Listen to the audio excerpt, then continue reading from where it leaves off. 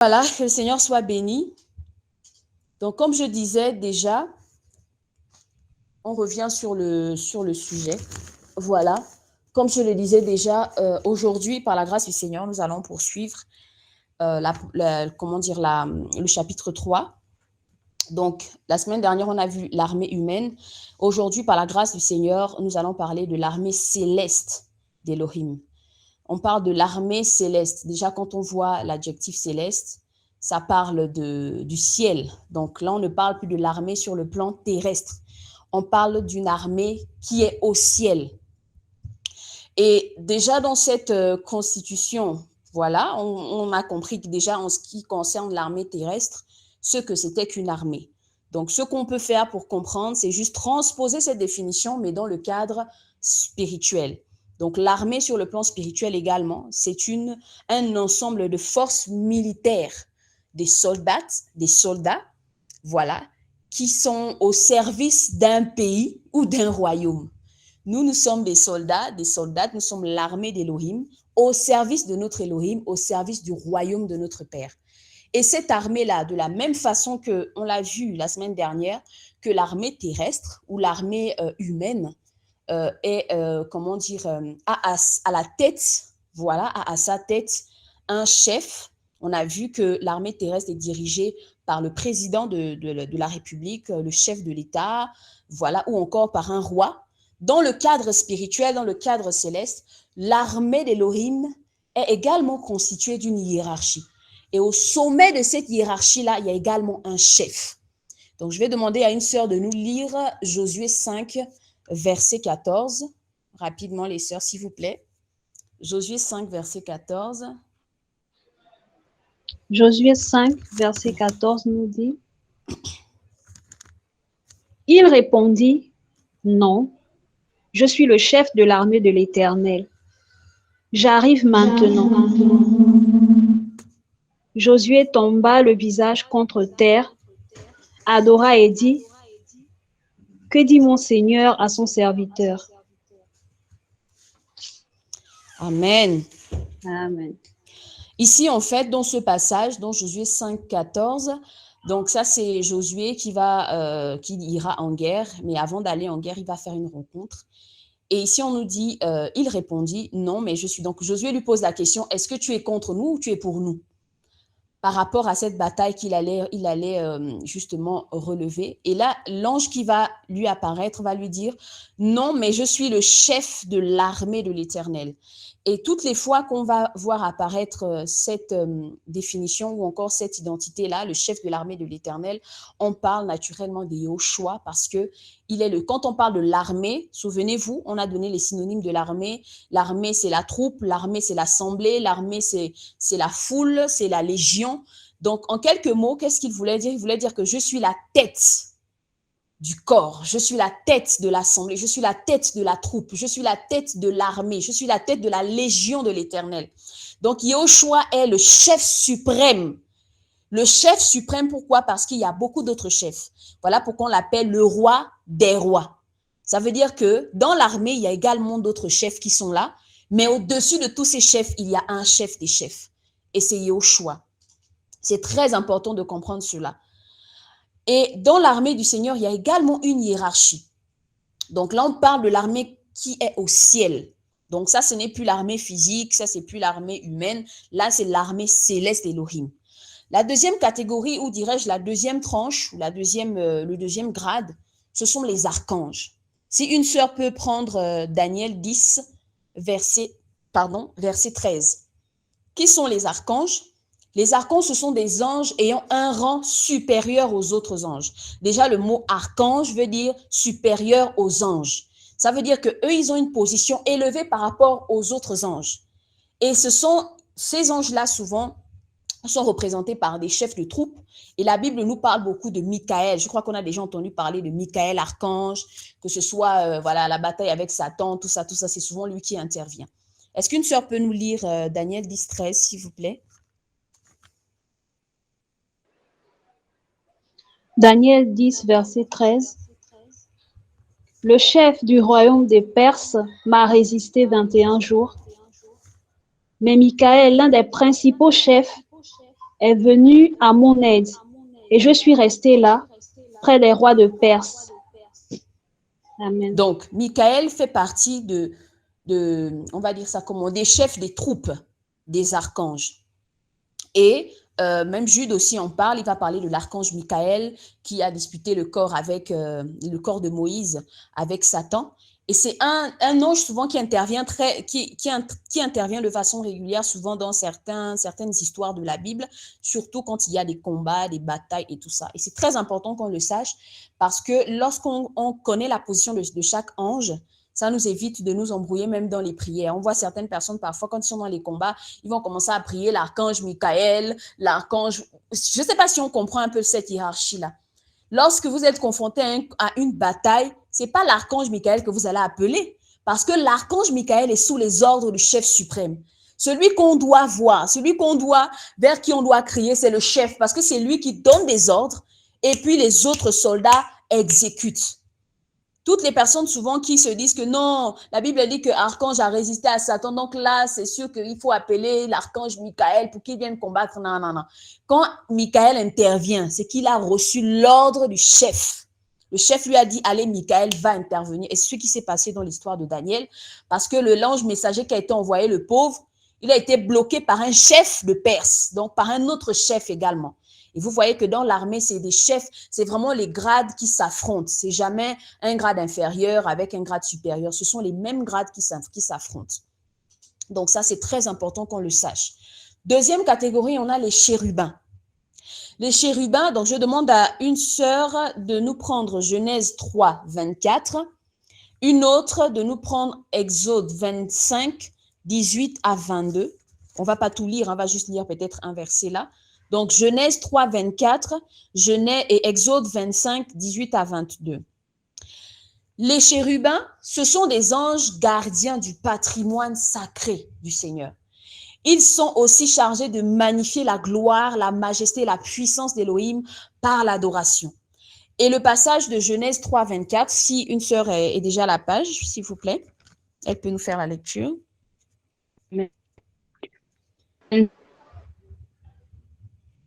C'est ainsi qu'il chassa l'être humain du jardin d'Éden, des et flammes de papier qui tournent ça pour garder le chemin de l'arbre.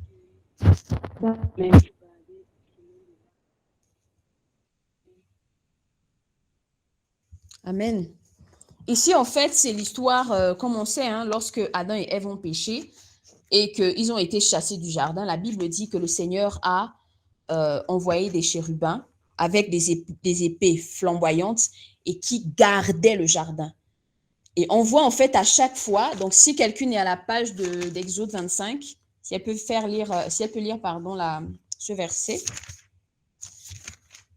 Exode 25, 18. Exode 25, 18. Amen. Tu feras 2 chérubins en or bâti, aux 2 extrémités de ce propitiatoire. Un chérubin à l'une des extrémités et un chérubin à l'autre extrémité. Vous les ferez sortir du propitiatoire à ces 2 extrémités. Les chérubins entendront les ailes par-dessus le propitiatoire.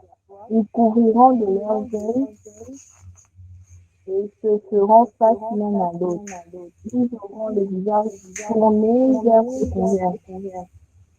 Tu mettras le propitiatoire sur le corps et tu mettras dans cet arbre le témoignage que je te donnerai. C'est là que je te rencontrerai du haut du propitiatoire, entre les 2 chérubins placés sur l'arbre du témoignage. Je te donnerai tous mes ordres pour les Israélites. Amen.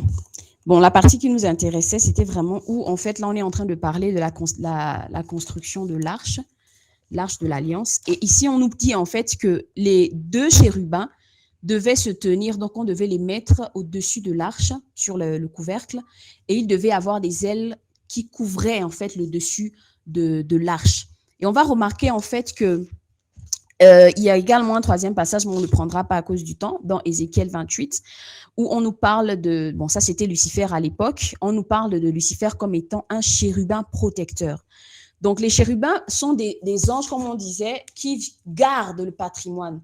Donc tout ce qui est sacré pour le Seigneur est gardé, pardon, tout ce qui est sacré pour le Seigneur est gardé par ces anges-là.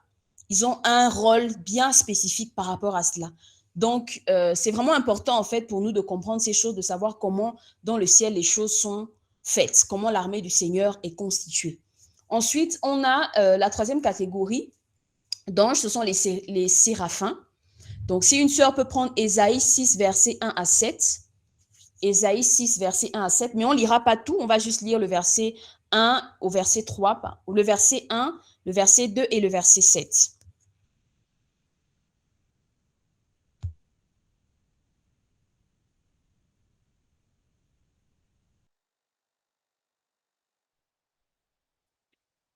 Amen.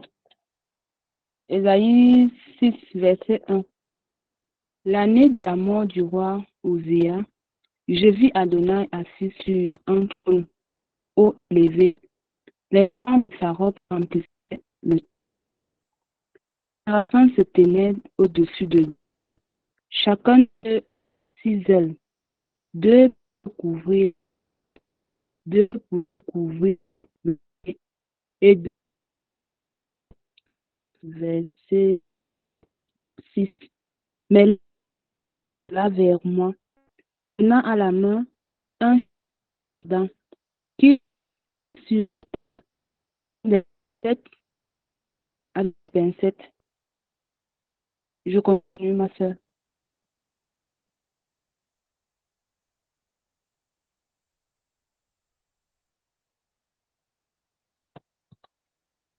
Avec des pincettes, il toucha ma bouche et dit, voici, ceci a touché tes lèvres. Ton iniquité est détournée et la propitiation est faite pour ton péché. Amen. Amen. Ici, on parle des séraphins et je crois que ça doit être le seul passage dans la Bible qui nous parle des séraphins.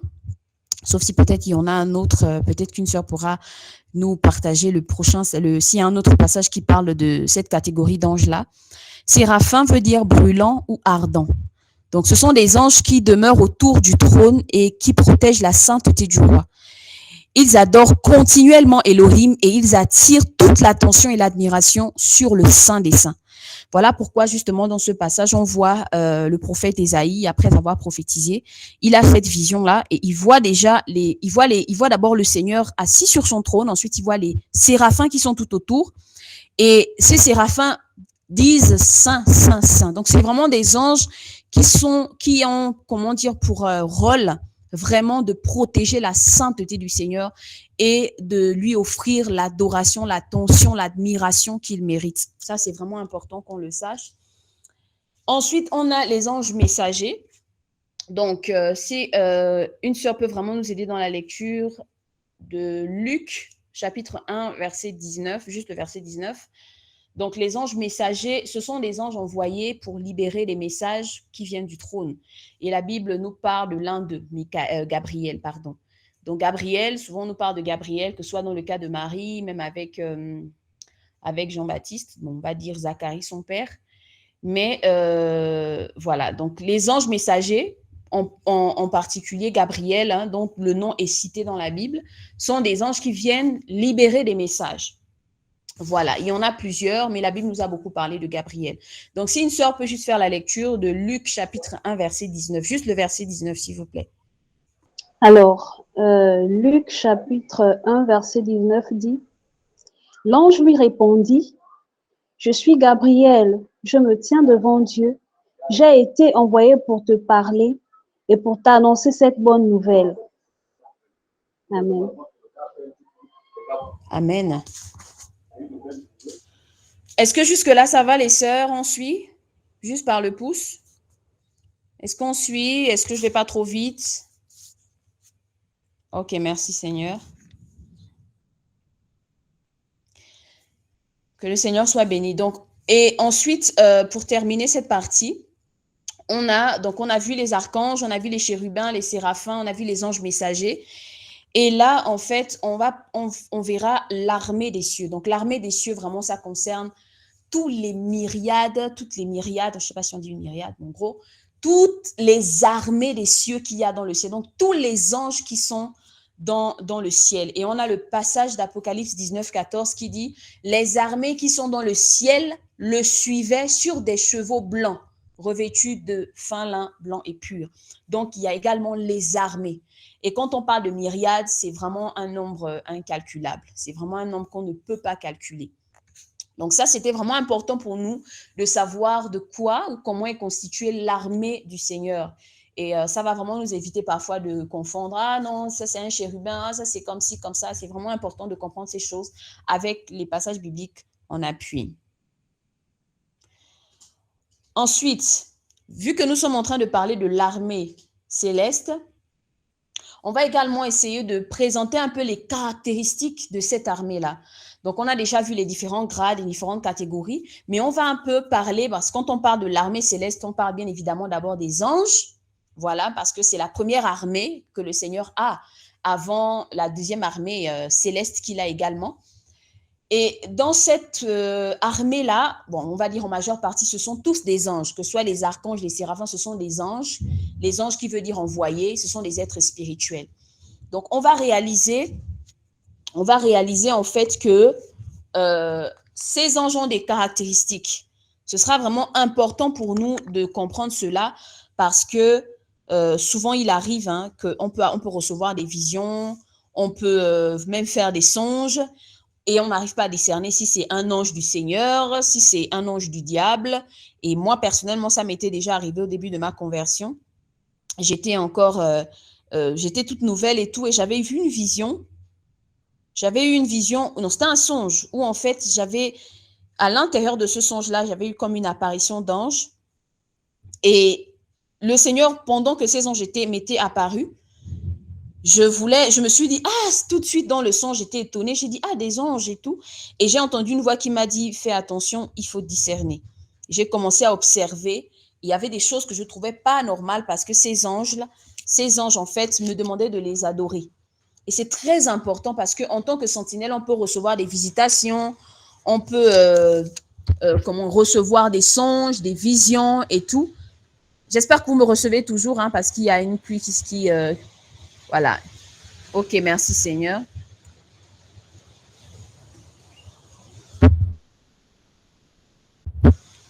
Donc, voilà. Donc, il est vraiment important de connaître quelles sont les caractéristiques des anges.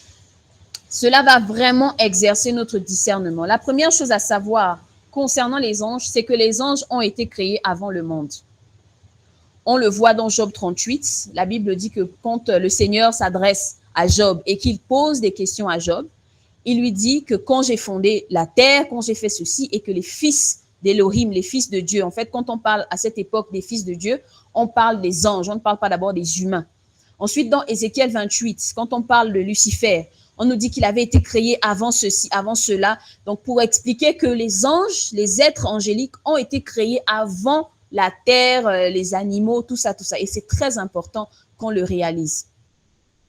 Ça veut dire que eux, ils connaissent Elohim avant nous. Et c'est très important parce que parfois, en tout cas, on le verra au fur et à mesure. La deuxième caractéristique, c'est qu'ils sont puissants. Et là, je vais moi-même rapidement, voilà, je vais essayer de faire la lecture rapidement du psaume 103 à partir du verset 20. Je vais lire. Bénissez Yahweh, vous, ces anges puissants en force, qui accomplissez sa parole en obéissant à la voix de sa parole. Ensuite, on a un deuxième passage, donc 2 Pierre 2 à partir du verset 11. La Bible dit, « Alors que les anges qui sont plus grands en force et en puissance ne prononcent pas contre elle de jugement blasphématoire devant le Seigneur. Il y a un autre passage également dans Daniel 10. Bon, pour celles qui le souhaitent, elles pourront aller lire.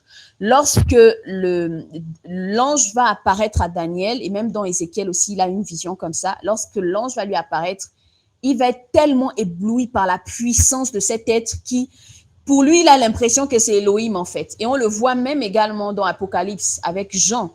Lorsque l'ange lui montre toutes ces choses, il va vouloir se prosterner tellement ces êtres sont puissants. Et quand on dit puissant, c'est qu'ils ont une force, c'est clair, c'est pas naturel. C'est vraiment pas naturel. Troisième caractéristique, les anges sont sages. On va prendre, bon, je vais faire la lecture ici parce qu'avec la pluie, donc je ne pourrais pas entendre celles qui feront la lecture là-bas. 2 Samuel 14, 20. 2 Samuel 14, 20.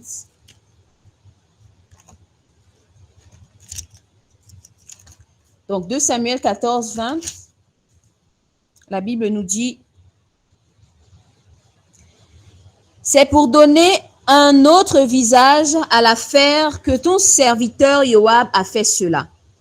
Mais mon Seigneur est sage comme un ange d'Élohim pour savoir tout ce qui se passe sur la terre. Pourquoi les anges sont-ils sages? C'est clair, ils ont été créés avant la fondation du monde et tout ça. Et la plupart d'entre eux, comme on voit les séraphins, les chérubins, ils ont la grâce d'être à côté du trône, donc de voir certaines choses. Nous, aujourd'hui, en tant qu'humains, si on voit la gloire du Seigneur, on va commencer à s'enfler, devenir orgueilleux, dépasser les bornes, devenir fou. Mais eux, ils connaissent leurs limites.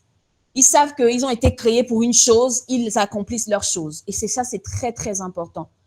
Qu'on sache que les anges sont sages, ils ne sont pas fous. Ça veut dire que tu reçois une vision, un songe ou un ange est fou, ou il pêche, ou je ne sais pas. Franchement, tu comprendras naturellement que ce n'est pas du Seigneur. Quatrième caractéristique, les anges sont envoyés comme des vents. Ça, c'est dans Hébreux 1,7. Donc, je vais lire rapidement. Les anges sont envoyés comme des vents. Donc, Hébreux 1, verset 7. Et quant au vent, il dit en effet, il fait de ses anges, et quant aux anges, il dit en effet, il fait de ses anges des vents et de ses serviteurs une flamme de feu. Vous savez, le vent, on ne sait pas d'où il vient, on ne sait pas où il va. Seulement, il est très rapide, il est très précis. Quand il passe quelque part, il secoue, il soulève. C'est comme ça que les anges du Seigneur sont envoyés. Lorsqu'un enfant du Seigneur intercède et que le ciel agrée quelque chose, ils sont envoyés dans une rapidité. Vous voyez la rapidité du vent là? Dans une rapidité. Et vous voyez, ça s'explique parce que dans Daniel 10, l'ange messager dira quoi? Qu'au moment où tu as pris à cœur, pouf, la réponse est sortie du trône. Donc, il est sorti d'une rapidité pour venir donner l'exaucement, mais il a été retenu. Donc, ça, c'est très important de réaliser que quand nous on prie et que le Seigneur agrée nos prières, les anges sont envoyés comme des vents et ils sont parfois positionnés dans des endroits et tout et tout. En tout cas, c'est vraiment, c'est extraordinaire, c'est édifiant, c'est époustouflant. C'est franchement, on est émerveillés. Alléluia. Ensuite, cinquième caractéristique, les anges sont glorieux. Là, on va prendre Daniel 10, 5 à 6. Daniel 10, 5 à 6. Daniel.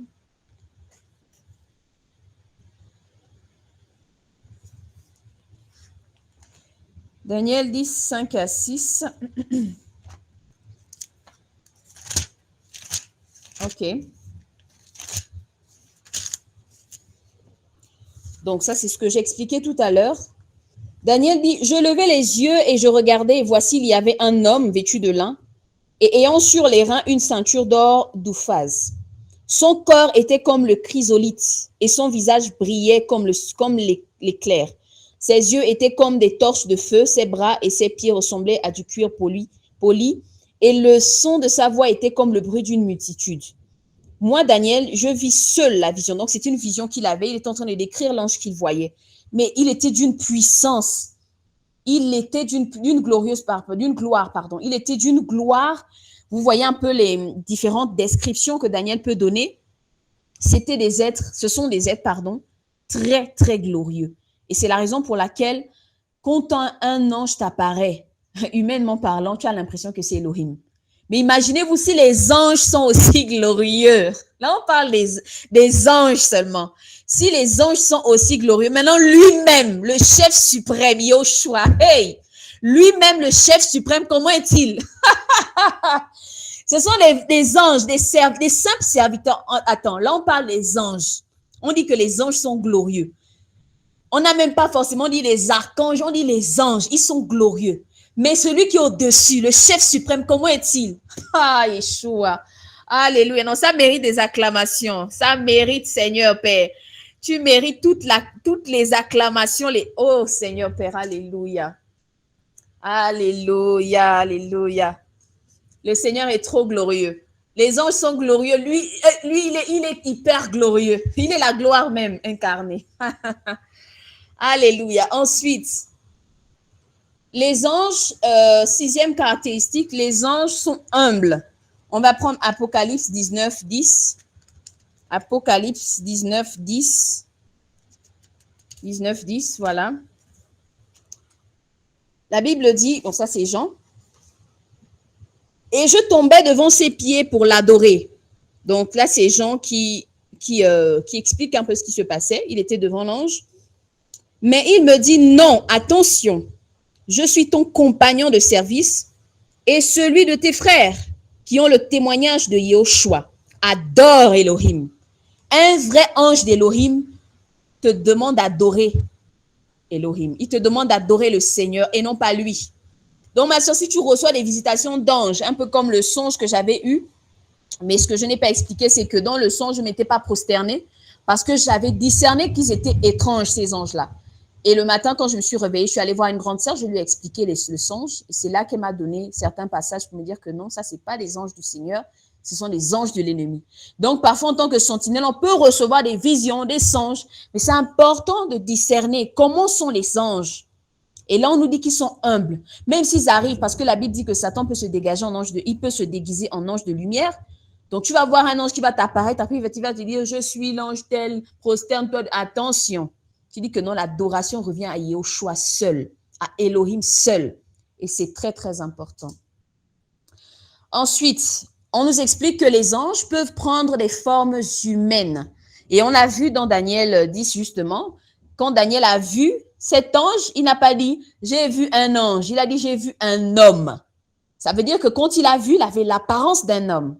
Donc, les anges peuvent également prendre une apparence humaine. Bon, on ne va pas lire le deuxième verset, mais vous le connaissez. La Bible nous parle de l'histoire d'Abraham qui était sur les chaînes de Mamré. Et lorsqu'il était là, il a eu la visitation d'anges. Mais à un moment donné, je me suis dit, bon, si ce sont des anges, pourquoi est-ce qu'il allait faire le rôti, le pain, tout ça pour qu'ils mangent ensemble? Ça veut dire qu'ils avaient une apparence humaine. Et ce sont ces mêmes anges-là qui sont allés à Sodome et Gomorrhe.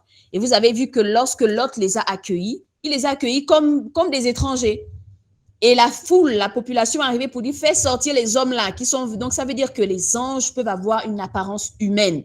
Et ça, c'est très important parce que je pense que l'apôtre Pierre également, ou l'apôtre Pierre, encourage souvent les chrétiens, nous encourage à exercer l'hospitalité parce que certains, sans le savoir, ont même accueilli des anges chez eux.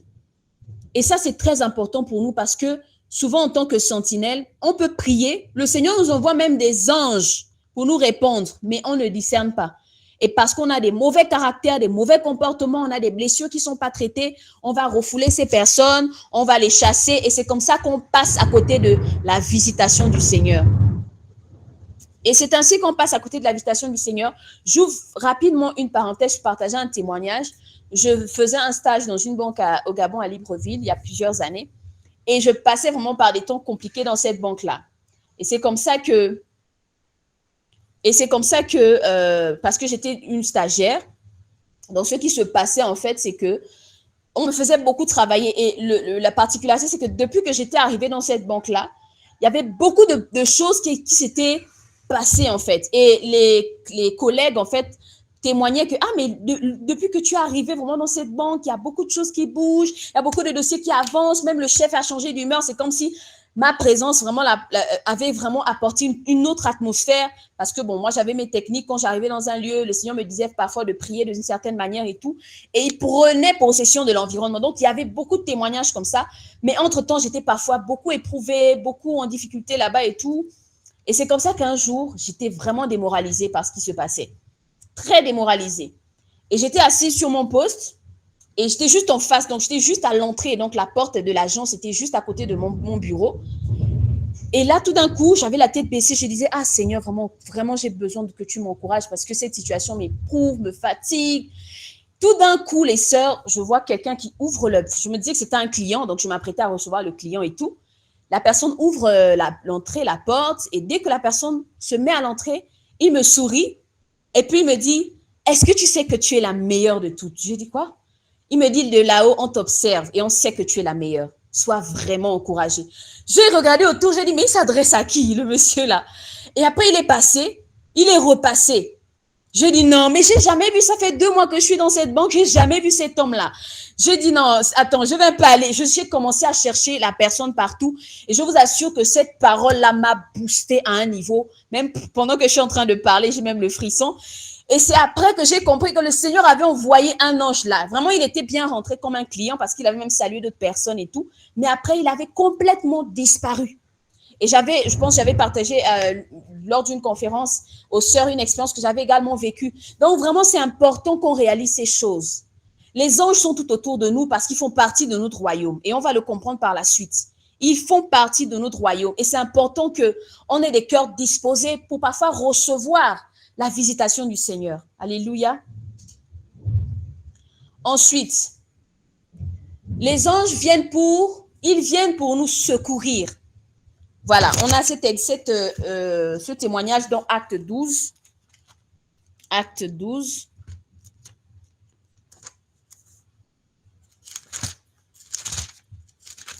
Dans Acte 12, à partir du verset 6.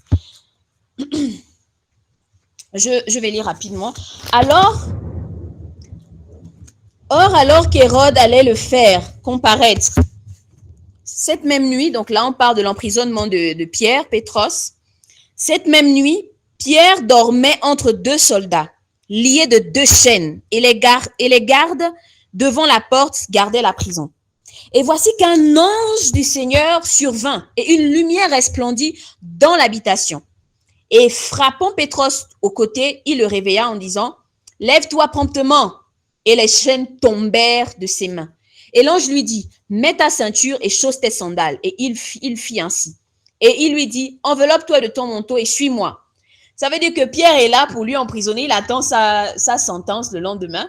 Et pouf, il a une visitation d'ange comme ça. Pour lui-même, la Bible dit on avait comme l'impression qu'il rêvait en fait. Il se disait que c'était peut-être une vision. Mais au final, lui, il était en dehors de la prison. Donc, ça veut dire que le Seigneur également, les anges, du Seigneur, ont pour mission de nous secourir. Nous, et on va le voir au fur et à mesure. Ils sont là pour nous secourir. Alléluia. Ensuite, la Bible nous dit que les anges sont des envoyés. Les anges ne travaillent jamais sur leur propre compte. Jamais, au grand jamais. Un ange ne viendra pas te raconter son histoire. Te dire que oui, je viens te raconter ce que j'ai vécu. Non. Il vient au nom de l'Éternel des armées parce qu'il a reçu des ordres. Quand il arrive, il a un mandat signé avec le nom de Yeshua, le nom de Jésus. Quand il vient seulement, il présente seulement le mandat. Je viens du trône, tout droit de là-haut. Voici ce que le Père dit. Donc, il est envoyé. Les anges sont des envoyés. Ils ne parlent pas en leur nom. Ils ne prêchent pas en leur nom. Ils n'apportent pas un autre message que la parole du Seigneur. Et si tu doutes toi-même, on sait ce qui s'est passé avec Zacharie, le père de Jean, qui a douté. Et quand il a douté, l'ange a dit, comme tu n'as pas douté, toi-même, voilà. Et c'est comme ça que le jugement est arrivé.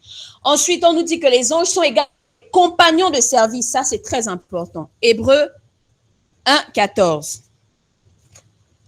Ce sont nos compagnons de service, les sœurs. À partir du moment où tu acceptes le Seigneur, il y a des anges qui sont affiliés à toi. Vous voyez un peu l'histoire de Pierre qu'on a lu dans Acte 12. La Bible nous dit que l'Église a intercédé pour Pierre et le Seigneur a dépêché un ange pour venir le délivrer. Maintenant, quand Pierre sort de la prison, qu'il arrive maintenant retrouver l'Église, vous savez ce que elle s'appelle la servante Rhode. Qu'est-ce qu'elle dit? Elle dit non, c'est pas lui, c'est son ange. Parce qu'il savait naturellement que chaque enfant du Seigneur, chaque serviteur, chaque servant du Seigneur a un compagnon de service. Et on va voir, c'est biblique. Donc, on est dans Hébreux 1, 14. La Bible dit, ne sont-ils pas tous des esprits, en parlant des anges, relatifs à la réalisation d'un service envoyés pour exercer un service en faveur de ceux qui doivent hériter du salut. Ils sont là pour travailler avec nous. Donc, quand on commence à relever les défis, comme là, hein, vous savez que la semaine prochaine, il y a le défi. Vous savez que le défi, là, ce n'est pas un défi humain. Il y a toute une cohorte angélique qui va nous accompagner dans ce défi-là. Parce qu'on le verra au fur et à mesure que lorsque le Seigneur nous donne des challenges, il y a également des anges. Parce que les deux armées, donc l'armée céleste invisible et l'armée céleste physique, qui est l'Ecclésia, l'Église, travaillent en collaboration pour l'avancement du royaume. Voilà pourquoi ces anges sont nos compagnons. Ils ne peuvent jamais venir, on est là en train de faire l'œuvre du Seigneur, on est seul, jamais. Quand vous voyez qu'il y a des choses qui se passent, parfois vous êtes là, vous priez, puis vous sentez, le Seigneur ouvre votre esprit, vous voyez des anges qui viennent avec des coupes et tout. Ils sont là pour nous accompagner dans le service. Ils sont là pour nous, ce sont nos gardiens. Toutes les visions que le Seigneur donne, les visions qui viennent du Seigneur, les projets, les services qui viennent du Seigneur, il y a toujours des anges qui sont accompagnés. Alléluia. Oh, c'est tellement encourageant. En tout cas, franchement, moi, je suis tellement encouragée. C'est vraiment important de le réaliser parce que, vous savez, lorsqu'on ne prend pas conscience qu'on a une armée autour de nous, prenons 2 Rois 6. On va lire un peu. 2 Rois 6.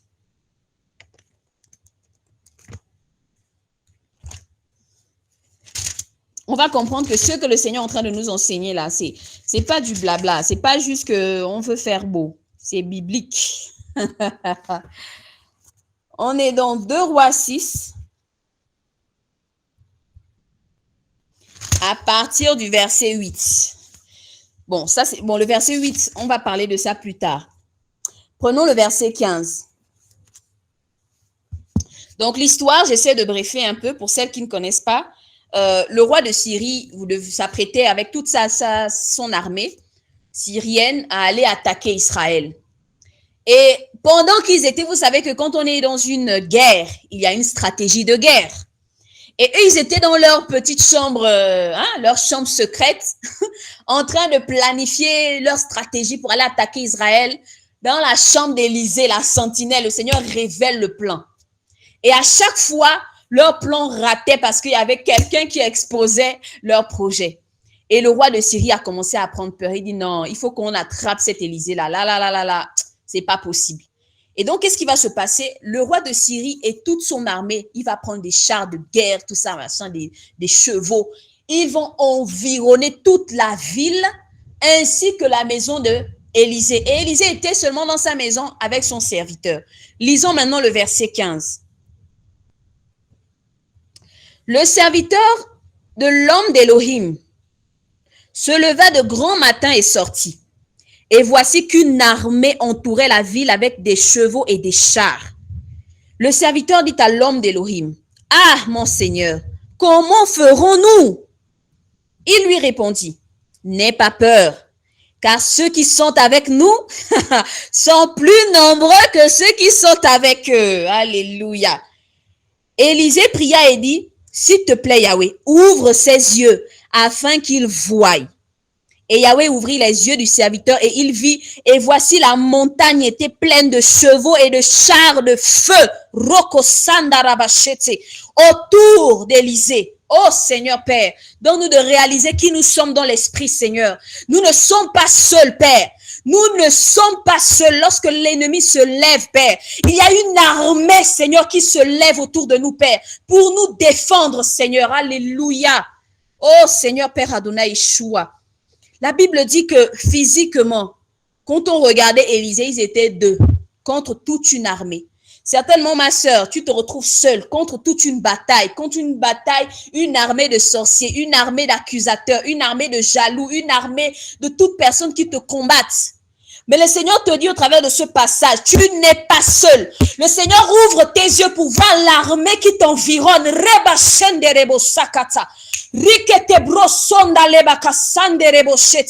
Oh Seigneur, Père, donne-nous de réaliser, Père, Yeshua, cette armée que tu as déléguée, Père, autour de nous, Père. Oh Seigneur Yeshua. Oh Seigneur Père. Oh oui, mes sœurs, nous ne sommes pas seuls. Et vous savez, ce qui m'étonne un peu, c'est que Le serviteur a réagi comme nous tous, nous toutes. Il voit qu'ils sont seulement qu'à deux. Eux, ils sont nombreux. C'est normal. Tu dis, Seigneur, mais comment tout le monde me combat? Comment tout le monde me jalouse? Comment tout le monde veut ma mort? Comment tout le monde m'épie? Comment tout le monde... Mais en fait, avec le Seigneur, hein, c'est pas parce que tu es seul que ça veut dire que tu perds. Tu es déjà dans le camp des vainqueurs. On a vu ça depuis le début. Tu es déjà dans le camp. Même une seule personne seulement, tu es déjà vainqueur. Alléluia. Oh Seigneur Père, donne-nous de le réaliser. Que le Seigneur ouvre davantage nos yeux. Je prie que le Seigneur ouvre davantage. Je prie que les sœurs, Seigneur Père, je prie pour mes sœurs, que tu ouvres leurs yeux, qu'à partir de cette réunion de ce soir, de ce partage, Père, elles verront, Seigneur, tous ces anges que tu as mis autour d'elles. Seigneur, elles vont ressentir la présence pour les rassurer que tu es la paix. Oh, Rakasandarabasheterebos. Oui, oui, Seigneur, nous avons besoin d'être rassurés. Oh, merci Seigneur. Alléluia. Oh, merci Seigneur. Et là, nous avons parlé de l'armée céleste, donc des anges. On va également parler de l'armée céleste du Seigneur sur terre. Parce que oui, le Seigneur également a une armée sur terre. Pourquoi? Parce que cette armée-là doit accomplir le plan céleste. Ça veut dire qu'au ciel déjà que ce qui est bien, c'est que l'église est en même temps au ciel, en même temps sur la terre. Non, ça c'est l'armée la plus dangereuse. Elle est en même temps assise dans les lieux célestes, elle est en même temps sur terre. Ça veut dire que quand il y a les décrets qui sont signés dans le ciel, l'église est déjà informée. Et c'est en même temps elle encore qui va exécuter ça sur terre. Alléluia. Ouh, Seigneur Père. Alléluia. L'église, l'armée céleste du Seigneur sur terre. Yes. Et la Bible nous dit que Yahushua est le chef de l'église. Donc, s'il est le chef de l'église, c'est que l'église, c'est une armée, tout simplement. C'est une armée. Et vous savez, la même façon que dans le ciel, on voit comment les anges sont envoyés par le Seigneur. Les anges exécutent les ordres du Seigneur. De la même façon, l'église est censée exécuter les plans. Allez, voilà pourquoi le Seigneur a dit allez. Quand il dit allez là, il vous envoie également. Il nous envoie également. Et la Bible nous dit que nous sommes le corps du Mashiach. Dans 1 Corinthiens 12, nous sommes son corps. Nous sommes sa troupe. Nous sommes son assemblée, son armée. J'aimerais qu'on lise 1 Corinthiens 12. 1 Corinthiens 12, verset 15.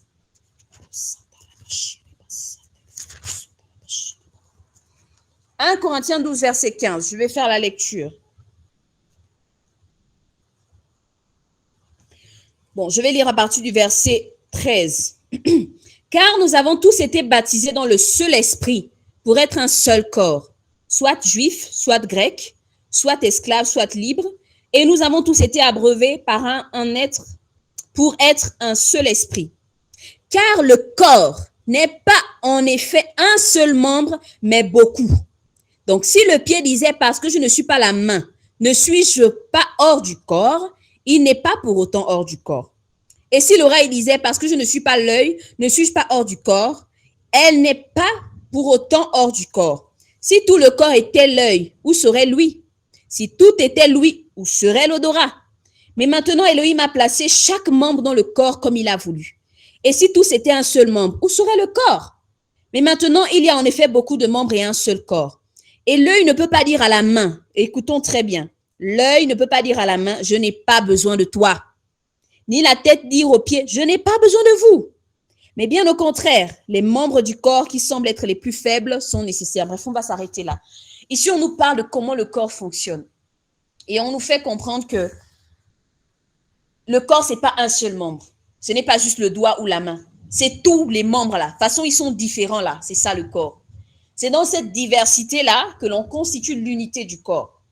Et c'est le gros problème que malheureusement, nous les chrétiens, les chrétiennes, qu'on rencontre en fait. On est dans les guéguerres, on est dans les divisions, on est dans les jalousies, dans les concurrences. Oh, parce que tel ne prie pas avec tel. Oh, parce que tel dit comme ci, comme ci. Oh, tel n'est pas. On est vraiment dans tout ça. En fait, on n'arrive pas à réaliser le véritable combat. On est en train on dénonce parfois certaines personnes, on ne connaît pas vraiment quelle est l'issue, est-ce que la personne, elle est vraiment du Seigneur? En fait, on se combat nous-mêmes dans la même armée. C'est vraiment, franchement, en même temps, l'Église, c'est aussi une armée quand même particulière, hein? Disons-nous vraiment la vérité. Disons-nous la vérité. On retrouve tout. Et là, quand on lit la parole, on sent que, en principe, le corps devait être harmonieux. Ce qui fait la force du corps, c'est cette diversité-là. Pour qu'un corps fonctionne bien, il faut que la main soit à sa place, il faut que les pieds soient à sa place, que chacun joue parfaitement son rôle. Mais aujourd'hui, non. Aujourd'hui, on veut être devant, on veut étouffer les autres, on veut montrer que oui, c'est nous qui avons plus de grâce, on veut montrer que les autres ne sont rien, on veut montrer que moi je connais plus tel serviteur du Seigneur que tel. En fait, on est en train de faire des batailles inutiles et Satan est là, assis en train de rigoler, dire que regardez-moi ceux-là, une armée, qui se combat entre elles-mêmes, avec elles-mêmes. Et c'est la raison pour laquelle on n'arrive pas à gagner des territoires. C'est la raison pour laquelle on n'arrive pas à remporter des batailles. Regardez la plupart de nos assemblées. La mort règne, la stérilité règne, l'infertilité, sur tous les plans, hein, que ce soit physique, spirituel. Regardez les divorces, les séparations, le chaos, les murmures, la langue, les péchés de la langue, toutes ces choses-là. Tu te demandes, Seigneur, le corps est où? L'armée est où? L'armée est où, Seigneur? Quand on regarde, on a vu, hein, les anges, eux, ils n'ont pas de problème. Ils exécutent seulement. Une fois c'est fini, c'est fini. Mais nous, le Seigneur nous confie une pensée, une vision, quelque chose. On veut s'accaparer. On veut prendre la gloire.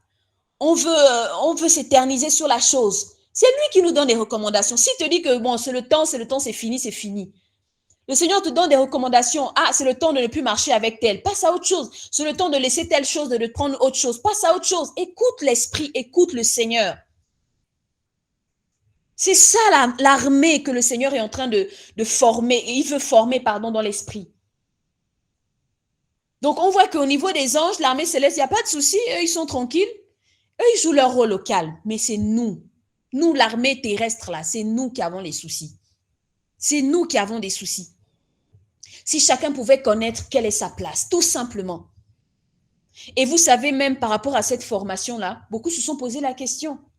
Ah, mais vous savez, sentinelle, tout le monde est sentinelle, hein, vous savez, tout le monde est sentinelle. Ok, tout le monde est sentinelle. Mais la Bible dit que le Seigneur a donné à chacun une portion. Maintenant, si on dit que tout le monde est sentinelle, donc que tout le monde prie alors de la façon dont les sentinelles doivent prier, vous allez vous-même remarquer que ce n'est pas tout le monde qui a le même fardeau. Le Seigneur sait à qui il donne. Et la Bible dit qu'il a placé chaque membre dans le corps comme il veut. Ce n'est pas à nous de dire que il n'y a plus de ceci, il n'y a plus des apôtres, il n'y a plus de... On ne peut pas faire ça, ce n'est pas possible. On ne peut pas dire ça. On ne peut plus dire ça, ce n'est pas possible parce que lorsque chaque membre se trouve à sa place en bonne santé et agit de façon efficace, je vous assure, c'est une bombe atomique. C'est une bombe atomique. Personne ne cherche à prendre la place de l'autre. Chacun respecte la position. Chacun respecte la grâce. Même si la personne est plus jeune que toi, si le Seigneur lui a donné l'onction, la grâce, tu te soumets. Il n'y a pas de « Oh, c'est une petite fille, je l'ai vu grandir. Oh, c'est un petit garçon, je l'ai vu grandir. » Dans le royaume, il n'y a pas de petite fille, petit garçon. Ça n'existe pas. Dans le royaume, on respecte les autorités que le Seigneur donne dans l'esprit. On respecte ça. Et ça, on voit ça dans l'église. Oh, parce que c'est une jeune, oh, parce que c'est un jeune et tout. Ah non, pardon, moi, je ne suis pas dedans. Ah non, vous savez, les jeunes là. Mais tu es en train de louper quelque chose. Si tu saisissais, tu devais comprendre que certainement, toi, tu es à une place bien précise. Et c'est à cette place-là que tu devais fleurir, que tu devais t'épanouir. Alléluia. En tout cas, que le Seigneur soit béni. Vraiment, j'aimerais qu'on acclame encore le Seigneur vraiment pour cette première partie. Que le Seigneur soit béni, que toute la gloire lui revienne. Merci Saint-Esprit pour ton enseignement. Vraiment, Seigneur, nous avons besoin d'humilité. Nous avons besoin d'humilité, Seigneur, pour faire ton œuvre. Nous avons besoin d'humilité pour recevoir et accueillir ta parole, Seigneur. Merci, Seigneur Père. Nous prions vraiment pour la suite. Que ton esprit continue de nous enseigner, Père. Que ton esprit continue de nous enseigner. Alléluia. Amen. Que le Seigneur soit béni. Alléluia. Donc voilà, par la grâce du Seigneur, on a terminé la première partie. Donc, de quoi était-il question? Voilà, nous avons vu en première, on va dire, en grand titre, ce qu'il fallait comprendre par rapport aux réalités spirituelles. Donc, on a compris un peu le monde spirituel. Bon, on ne va pas dire comprendre à 100%, mais on a quand même appris de nouvelles choses par rapport au monde spirituel d'Élohim, de l'ennemi. Et je nous encourage, les sœurs, à lire le livre d'Ézéchiel. Je vous assure que la partie du monde spirituel, là, vous allez comprendre de quoi il s'agit. Parce que je me rappelle que quand j'ai encore relu ce livre-là, rien que les tout premiers versets, j'étais choquée. Je me suis dit, Seigneur, mais ce livre-là, je ne comprends rien du tout aux visions que Ézéchiel reçoit. Vraiment, il voit un être, il voit des roues qui sont entre les roues, des chérubins qui ont 4 faces, qui regardent. Je te dis, Seigneur, c'est quoi ça? Mais bon, après, à un moment donné, le Seigneur lui montre un livre, il lui demande de manger le livre. Je dis, Seigneur, humainement parlant, est-ce qu'on peut manger un livre? Donc, vraiment, je vous encourage, les sœurs. Allô, vous me recevez, les sœurs? Ok, merci, Seigneur. Voilà. Ensuite, on a également réalisé le combat spirituel et les armées engagées dans cette guerre-là. C'était vraiment important pour nous de réaliser ces choses parce qu'on verra dans la deuxième partie. La deuxième partie va être vraiment consacrée à la sentinelle d'Élohim. Il était vraiment important pour nous de comprendre déjà le combat spirituel. Et si on n'a vraiment pas encore bien compris le combat spirituel, demandons au Seigneur de nous enseigner de nouvelles choses, réécoutons les enseignements pour que le Seigneur nous illumine encore sur certains points. Mais c'est important, là où nous sommes en train d'aller, de comprendre le combat spirituel. Si jusqu'alors, nous n'avons pas encore compris et qu'on fait encore le combat à l'ancienne façon, on peut s'exposer. Donc vraiment, c'est très important.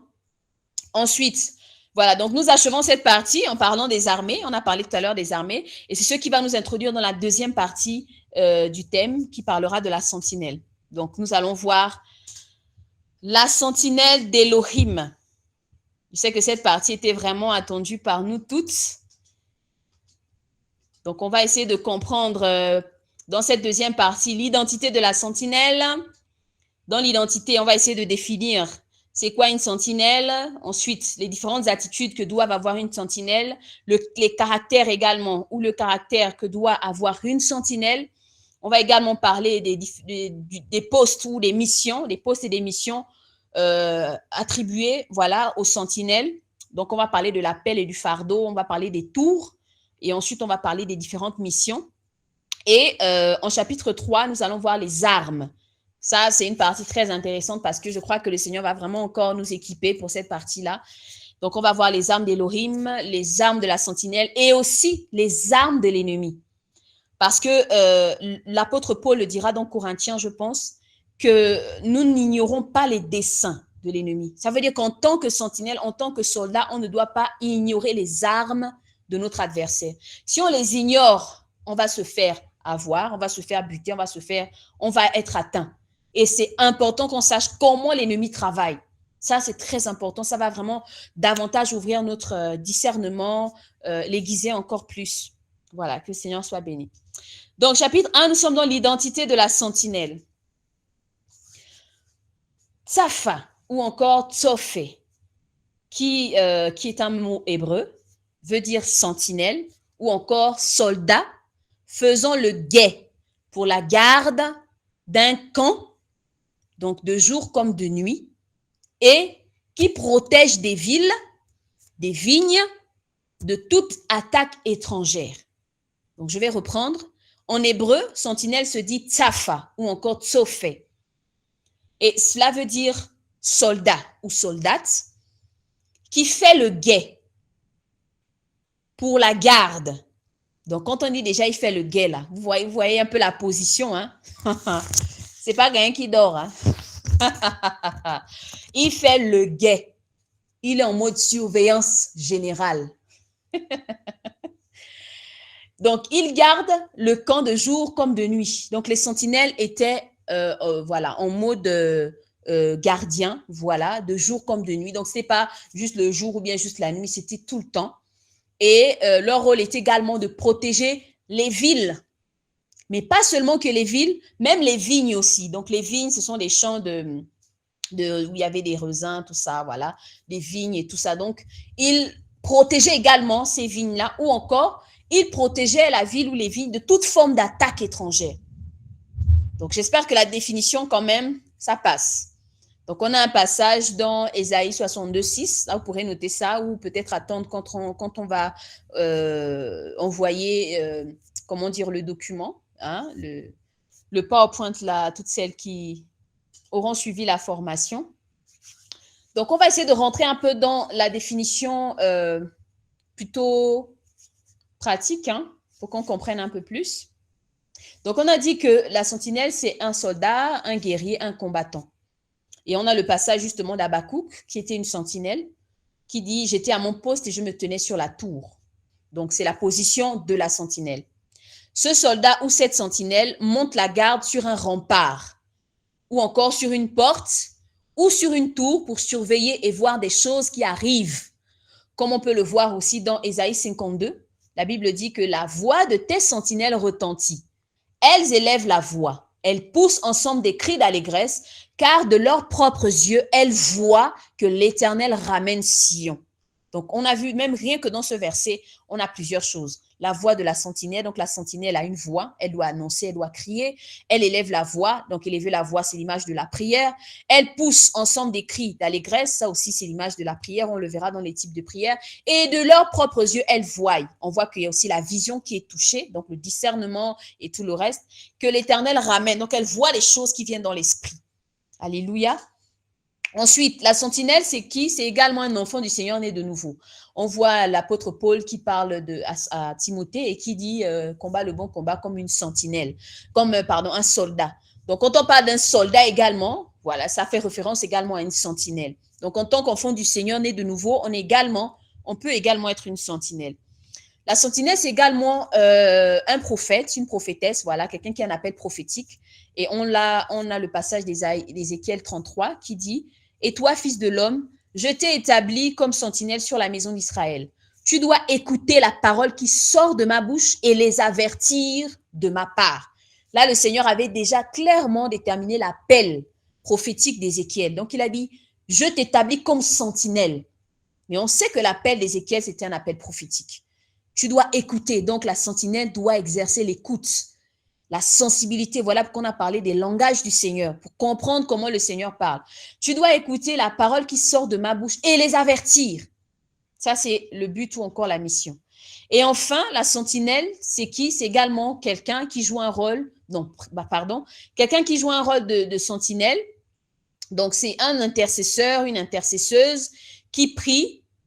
Ce sont des personnes qui veillent dans la prière et qui intercèdent en faveur d'une situation ou en faveur des âmes auprès du Seigneur. Donc, une intercesseuse ou un intercesseur, c'est également une sentinelle parce qu'elle veille dans la prière et aussi parce qu'elle intercède en faveur des autres. Ensuite, l'attitude d'une sentinelle à son poste. Ça, c'est très, très important. Parce que déjà, est-ce qu'au niveau de la définition, c'est bon, les sœurs, les pouces, si c'est bon, si ça a été clair? OK. Je pense que à la fin de la formation, quand on posera la question, c'est quoi une sentinelle? On croit que les réponses vont fuser un peu de partout. Merci Seigneur. Donc ici, nous allons parler de l'attitude. Comment une sentinelle qui est à son poste doit se comporter? Quelles sont les attitudes qu'elle doit avoir? Premièrement, la sentinelle qui est à son poste doit être sobre et vigilante. Sobre et vigilante. Je ne sais pas si on peut essayer de mettre le contraire de ces adjectifs-là. Si on dit sobre, quelqu'un qui n'est pas sobre, c'est quelqu'un qui est, on va dire ça comment? Qui est distrait, en quelque sorte, qui est ivre, voilà, dans les désirs charnels, qui est dans tout et n'importe quoi, qui est sur tous les champs. Ce n'est pas quelqu'un de sobre, qui n'est pas lucide en fait, qui n'arrive pas à se tenir. Ici, on nous dit que la sentinelle, donc ça, je pense que cette partie va également nous permettre de nous examiner si on est vraiment des sentinelles ou encore, si on sait que nous sommes des sentinelles, ça va également nous repositionner pour qu'on travaille par rapport à cela. Donc, la sentinelle doit être sobre et vigilante. Pourquoi? Parce que ici, on explique que les tsafas, donc les sentinelles, ont une place indispensable à la sécurité du lieu et des personnes qu'elles surveillent. C'est pourquoi elles doivent être sobres et vigilantes. Elles n'ont pas le temps pour la distraction et les loisirs. Je ne sais pas si vous voyez un peu, je vous donne cette image-là dans l'esprit. À l'époque, on le voyait dans les films de guerre et tout le reste, où il y avait des royaumes qui s'affrontaient. Et on voit une muraille, donc un royaume qui a une grande muraille. Et au-dessus des murailles, des tours, il y a des sentinelles qui se baladent avec des armes et tout le reste. On dit que ces sentinelles doivent être sobres et vigilantes. Parce que leur rôle, c'est de veiller. Leur rôle, c'est de, comme on l'a vu dans l'armée, c'est d'assurer la sécurité. S'il y a un danger, une armée étrangère qui est en train d'arriver, elle doit avertir automatiquement. Et je vous assure que c'est un rôle, c'est une position, quand on est une sentinelle, très délicate. Ici, on dit qu'un seul moment d'inattention peut être fatal. Et vous allez remarquer, pour celles qui ont déjà regardé ce genre de film, qu'est-ce qui se passe? Pour qu'une armée puisse rentrer dans une ville qui a des murailles et des sentinelles, qu'est-ce qu'ils vont faire? Ils vont tenter de distraire une sentinelle. Une fois qu'ils l'ont distrait, pouf, ils frappent sur la sentinelle, ils touchent une deuxième. Dès que les sentinelles ont été atteints, ils ont accès. Donc, ça veut dire que les sentinelles sont les premiers soldats les plus exposés. Physiquement, on ne les voit pas parce qu'ils sont dans la présence du Seigneur, ils intercèdent. Mais spirituellement, ce sont eux les plus exposés de l'armée. Les sentinelles. Ma soeur, toi qui fuyais, oh non, moi je ne veux pas les postes qui exposent. Ce n'est pas ceux qui prêchent là qui sont exposés, maman. Ce sont les sentinelles. Ce sont les sentinelles. Ce sont elles les plus exposées. Parce que quand l'ennemi commence à viser, il dit, je fais comment pour entrer dans la famille là? Je fais comment pour détruire le mariage là? Je fais comment pour détruire cette assemblée? Il dit, position, sentinelle, c'est notre cible. La première cible de l'ennemi, ce sont les sentinelles. Une fois qu'il a atteint les sentinelles, c'est fini, il y a accès. Parce qu'il sait que si les sentinelles, si une sentinelle a aperçu un ennemi, automatiquement, elle va prendre la trompette. Et dès qu'elle a soufflé la trompette, là, toute l'armée se met en position. Je ne sais pas si on voit l'importance du rôle de la sentinelle. On néglige ça, hein? Les sentinelles, on les voit, ah pardon, ça n'existe même pas, le ministère des sentinelles, là, ça n'existe, il n'y a pas de souci. Mais on sait que le Seigneur a mis des fardeaux dans les cœurs. Et il sait pourquoi. Et la Bible dit même que les membres les moins honorés, là, c'est même eux les plus importants. Ce sont eux qui font tout le boulot dans l'esprit. Aïe, en semaine, on va vous partager le témoignage de Sarah Cook. C'était une femme qui avait un ministère d'intercession. Cette femme accompagnait plusieurs serviteurs d'Élohim qui ont apporté le réveil dans les années passées. Une femme, on dit qu'elle était petite de taille, très discrète, mais une bombe atomique dans l'esprit. On va vous partager ce témoignage-là.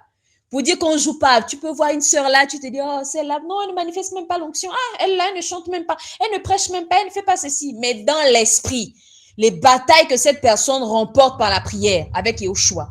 En tout cas. Ensuite, deuxième attitude à avoir, la sentinelle doit être juste et elle doit aimer la vérité. On dit que les Tsafa ont la mission d'avertir des dangers imminents, peu importe les opinions divergentes de ceux qui les écoutent.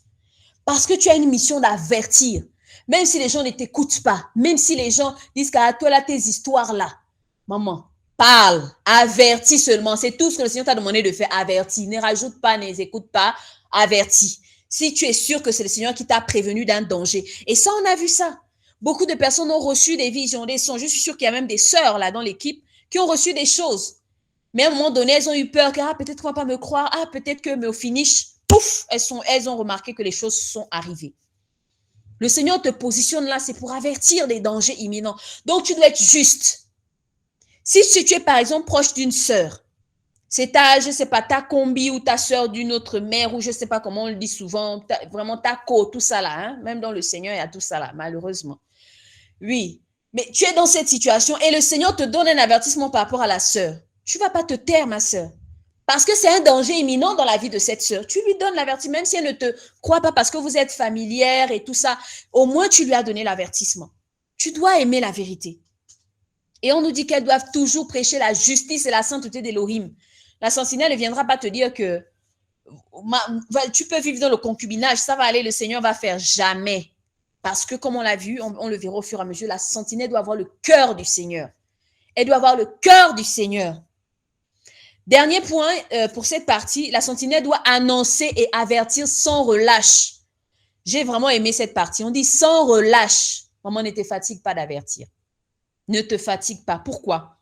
Ézéchiel 33. La Bible dit que si je dis une parole et que toi, tu n'avertis pas, si le jugement vient sur la personne, le sang de cette personne retombe. Vous voyez un peu la responsabilité des sentinelles. Le Seigneur seul sait combien de sang on a entre nos mains.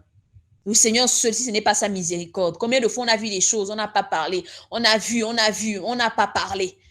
Mais la sentinelle a reçu, elle doit avoir cette attitude. C'est-à-dire qu'à l'intérieur d'elle, elle doit se dire, Seigneur, il faut que j'annonce toujours. C'est une attitude intérieure. Je dois être sobre, je dois être vigilante, je dois être juste. Je dois continuer d'avertir, je ne dois pas me relâcher.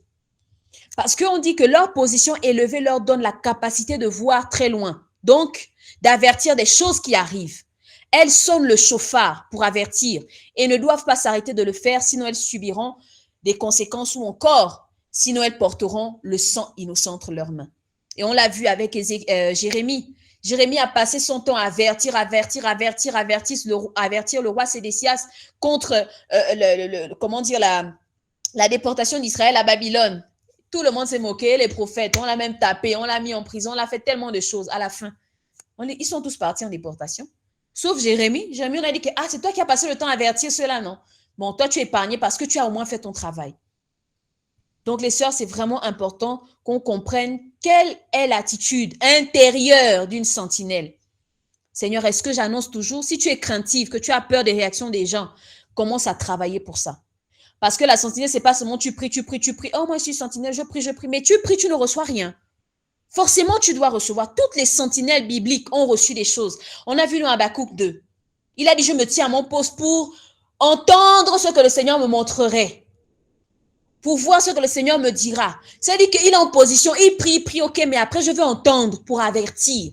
Je ne suis pas seulement, mon Dieu, je prie. Non, parfois, ça cache aussi les craintes, parce que j'ai peur des hommes. Non. Et on verra comment, en principe, en tant que sentinelle, tu dois procéder pour avertir. Parce que ce n'est pas aussi tout que tu vas aller dire. Ce n'est pas tout ce que tu reçois comme vision, songe, que tu vas maintenant appeler les gens en désordre. Non, on le verra au fur et à mesure. Ensuite, nous allons parler des caractères. Comment doit être une sentinelle? Donc là, on parle maintenant de ses caractères, voilà, ce qu'elle doit vraiment travailler pour pouvoir être vraiment une sentinelle efficace. Premièrement, elle doit être une personne qui recherche le Seigneur en permanence. Oh, ça, c'est tellement important, les sœurs. Une sentinelle qui n'a pas dans son cœur la recherche permanente du Seigneur. Elle veut seulement prier juste pour ses problèmes. Oh, mon foyer, tous les jours, le même sujet de prière sur le foyer. Ce n'est pas possible. Tu ne peux pas être une sentinelle comme ça. Tous les jours, le même problème, c'est la maladie. Là, tous les jours, le même problème, c'est le... Non, ce n'est pas possible. La sentinelle, tu es déjà esclave du Seigneur. Ta vie ne t'appartient plus. Donc, tu dois être en mode recherche. Ça, c'est le premier caractère. Tu dois être une chercheuse du Seigneur. Être une chercheuse du Seigneur. Tu dois chercher le Seigneur. Pas les hommes, pas les solutions des hommes, mais le Seigneur. Parce qu'il va le dire dans Jérémie 29, verset 13. Donc, je vais lire rapidement.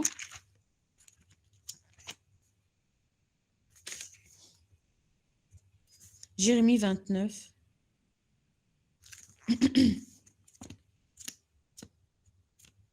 Voilà, Jérémie 29, verset 13. La Bible dit, «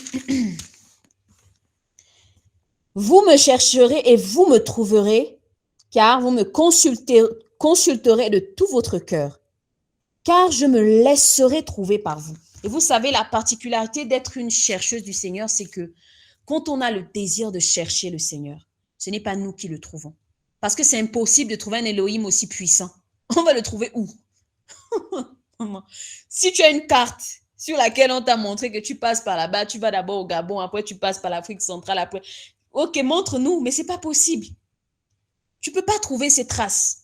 Mais c'est lui, parce que tu auras le désir de le chercher, petit à petit, il va commencer à te montrer des signes pour t'attirer vers lui, pour te montrer ce qu'il veut que tu voies, pour commencer à te montrer son cœur, pour te montrer son fardeau, pour te montrer comment il voit les choses, te donner sa sainteté. Il va commencer à se révéler à toi, plus tu vas chercher. Et c'est là que tu commenceras à être une sentinelle efficace. Parce que tu auras le cœur du Seigneur, tu auras le fardeau du Seigneur. Ça, c'est la première chose. C'est pas d'abord tout ce qu'on... Non, c'est d'abord être une chercheuse du Seigneur. Il faut que dans ton cœur, tu aies ce désir-là. Avant tout, avant les grâces, avant les ministères, avant le mariage, avant tout. Cherche le Seigneur d'abord. Voici le premier caractère que tu dois travailler. Seigneur, je veux être une chercheuse. Je veux être une assoiffée de toi. Je veux tellement être assoiffée. C'est-à-dire que même quand dans ta présence, je n'ai rien à dire. Je veux juste venir que pour te chercher. Parce que celui qui le cherche trouve. Si tu as trouvé le Seigneur, tu as tout trouvé.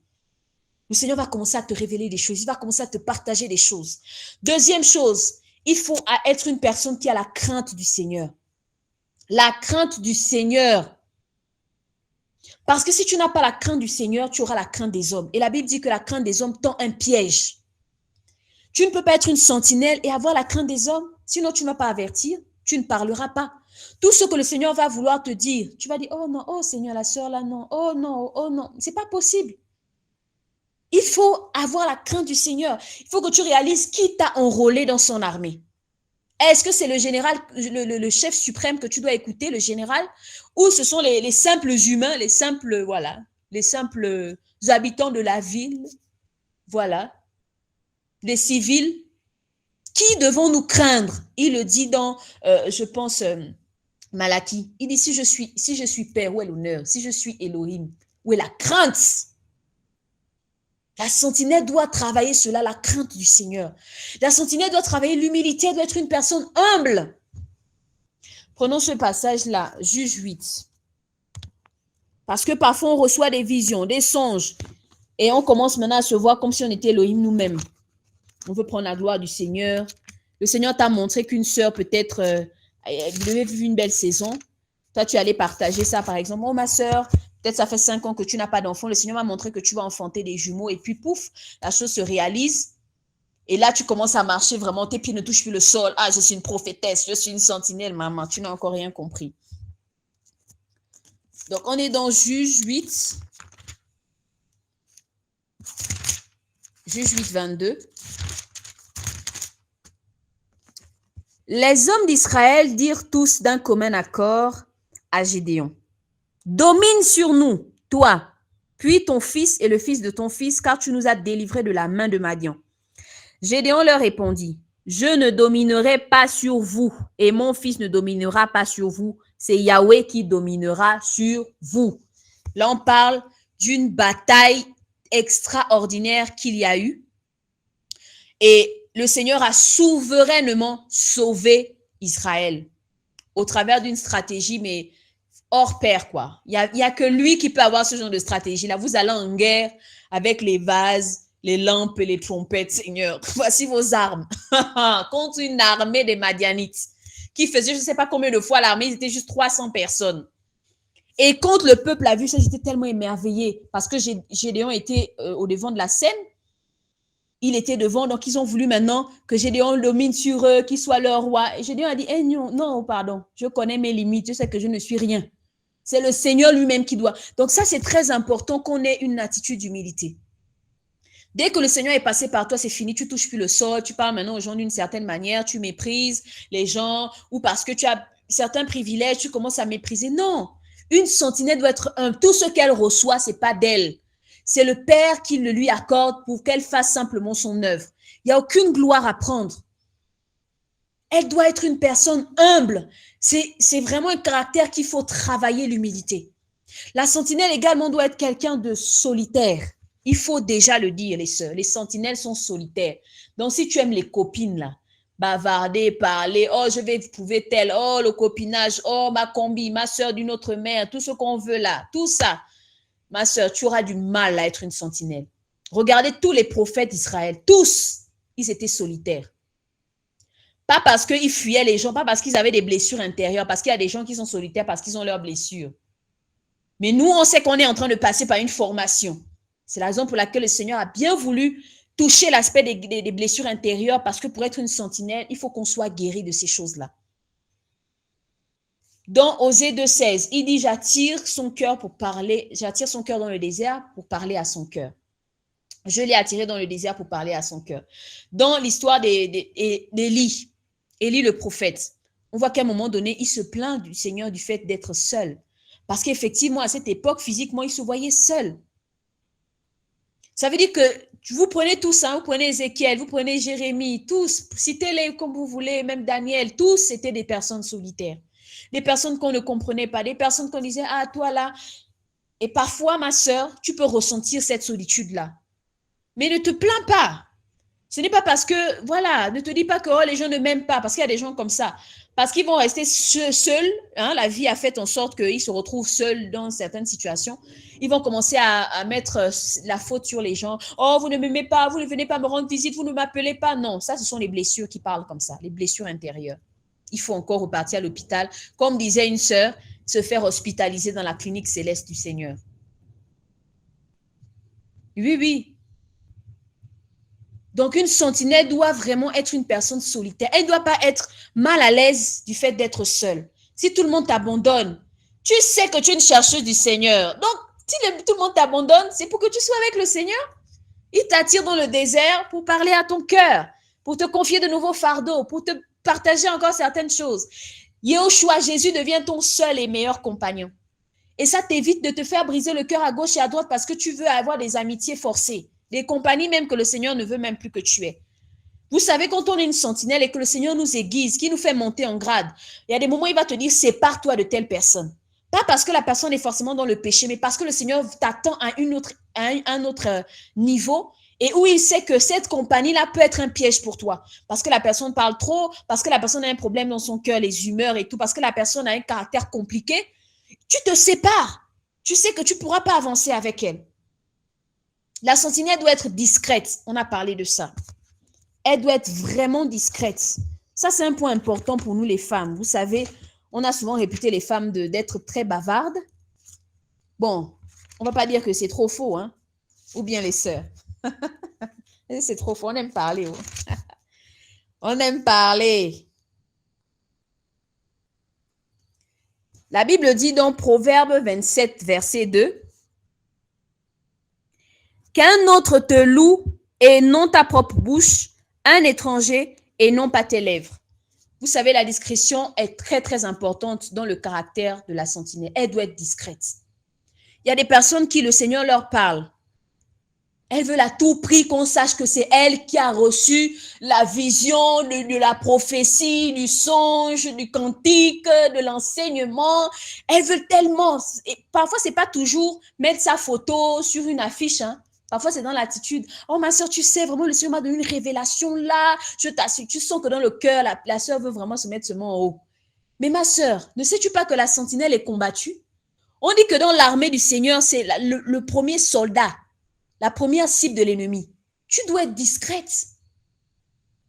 Ta vie, tu ne dois pas aller parler de ta vie à tout le monde, même ta famille. Là, tu sais, tu es en guerre. Quand tu es une sentinelle, tu protèges ta famille. Quand je dis protéger, c'est vraiment en mode la sécurité. Ça veut dire que le Seigneur permet que tu vois des choses, donc tu peux prier pour ces choses-là.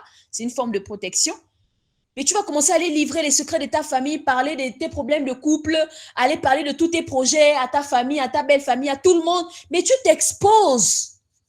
Est-ce que tu sais si dans toutes ces personnes-là, il n'y a pas d'ennemis qui sont là? Vous savez, on a vu la dernière fois que dans le royaume des ténèbres, il y a des hiérarchies. Et ceux qui sont au sommet, là, les principautés, là, ils donnent également, ils reçoivent aussi des ordres de là-haut. Donc, parfois, l'ennemi, quand il veut atteindre quelqu'un, il va se demander, bon, qui est son agent autour du périmètre de cette personne-là? Dans le périmètre de cette personne-là, qui est son agent? Il va avoir quelqu'un, par exemple, soit un sorcier conscient, soit un sorcier inconscient, soit une personne qui n'a pas guéri les blessures. Il va utiliser cette personne-là pour atteindre. Mais toi, tu es là, naïve, tu commences à parler de tout. Non, en ce moment, j'ai des problèmes de ventre, je n'arrive pas à enfanter. Pourquoi tu parles de ces choses, ma soeur? Là, le Seigneur s'adresse certainement à pourquoi tu parles de ça? Dans ton foyer, tu ne pries même pas pour demander au Seigneur à qui vers qui dois-je aller, voilà, pour parler de ce sujet. Mais tu parles à tout le monde, tout ce que tu trouves en route, regarde ce qui m'a fait, machin.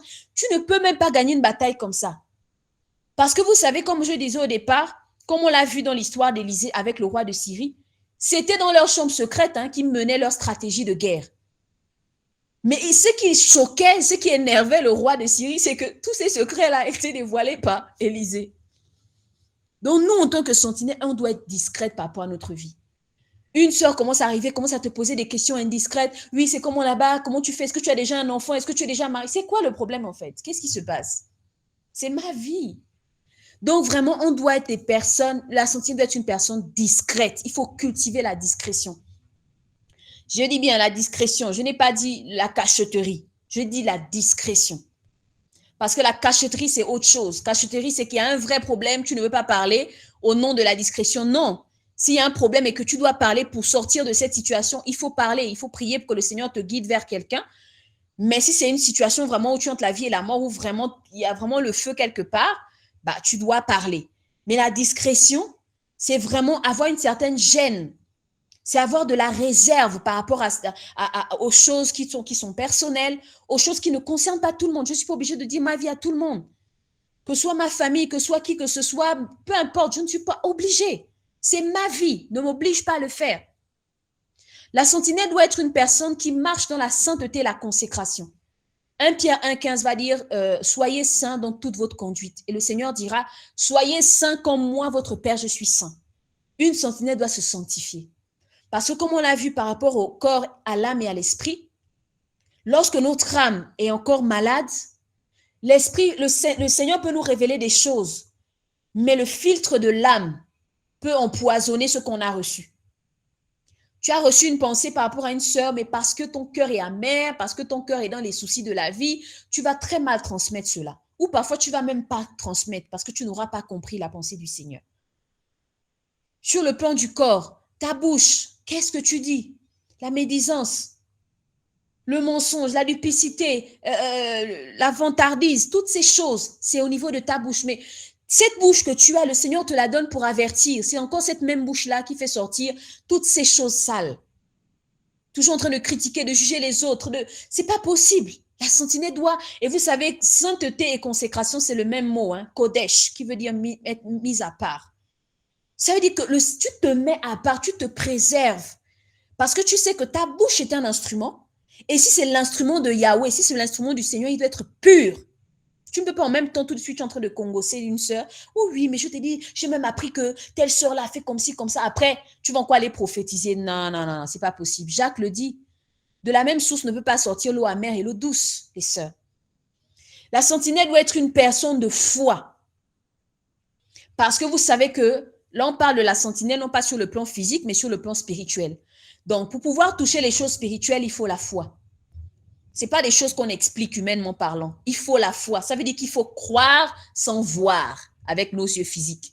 Et l'apôtre Paul le dira, que nous ne marchons pas par la vue, mais par la foi. Il faut travailler ta foi. Imaginons-nous que le Seigneur, tu es en train de prier, ma sœur, tu pries, le Seigneur te saisit et il te donne une prophétie par rapport à la vie de quelqu'un. Mais quand tu regardes physiquement, tu sens que c'est impossible. Toi-même, tu commences déjà à douter. Qu'est-ce que le Seigneur va faire?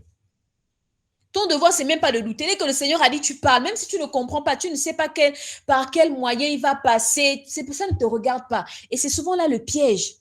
Certaines personnes peuvent recevoir, oui, le Seigneur te dit, là, tu as prié, tu as intercédé pour quelqu'un. Le Seigneur te dit que bon, voilà, la sœur va peut-être enfanter. Et puis toi, tu vas commencer à dire, oui, le Seigneur m'a dit que l'année prochaine, à la même date, est-ce qu'il t'a dit ça en vérité? Est-ce qu'il t'a dit ça? Il t'a sûrement dit qu'elle va enfanter. Mais toi, comme tu as envie de mettre le suspense, faire un peu comme un Élie, hein? L'année prochaine, à la même date, tu auras, maintenant quand ça ne vient pas là, tu es déçu, tu es même blessé, tu es frustré à vie. Pas, mais dis simplement les choses. Ne rentre pas dans la dimension pour essayer de faire croire à la personne que c'est non. Le Seigneur a dit, elle enfantera, tu dis ma soeur, le Seigneur a dit, tu enfanteras. C'est tout. On doit être des femmes de foi. Le Seigneur t'a montré, par exemple, qu'il y aura, je me rappelle encore ce qui s'est passé avant que le Gabon ne rentre dans sa phase de transition, mais c'était un truc de ouf. En tout cas, ceux qui ont participé savent de quoi je parle. Rien n'était encore palpable, on ne voyait rien, mais le Seigneur parlait avec précision. Voici comment les choses vont se passer. Et nous, on a seulement reçu, on a dit, OK, on fait comme tu as dit, et les choses se sont passées intégralement, et c'est ce que le Seigneur veut. Il veut que quand on reçoive les choses, qu'on agisse, qu'on dise simplement. La sentinelle doit avoir la compassion pour les âmes. On va lire rapidement Matthieu 9, 36. Matthieu 9, 36. Matthieu 9, 36.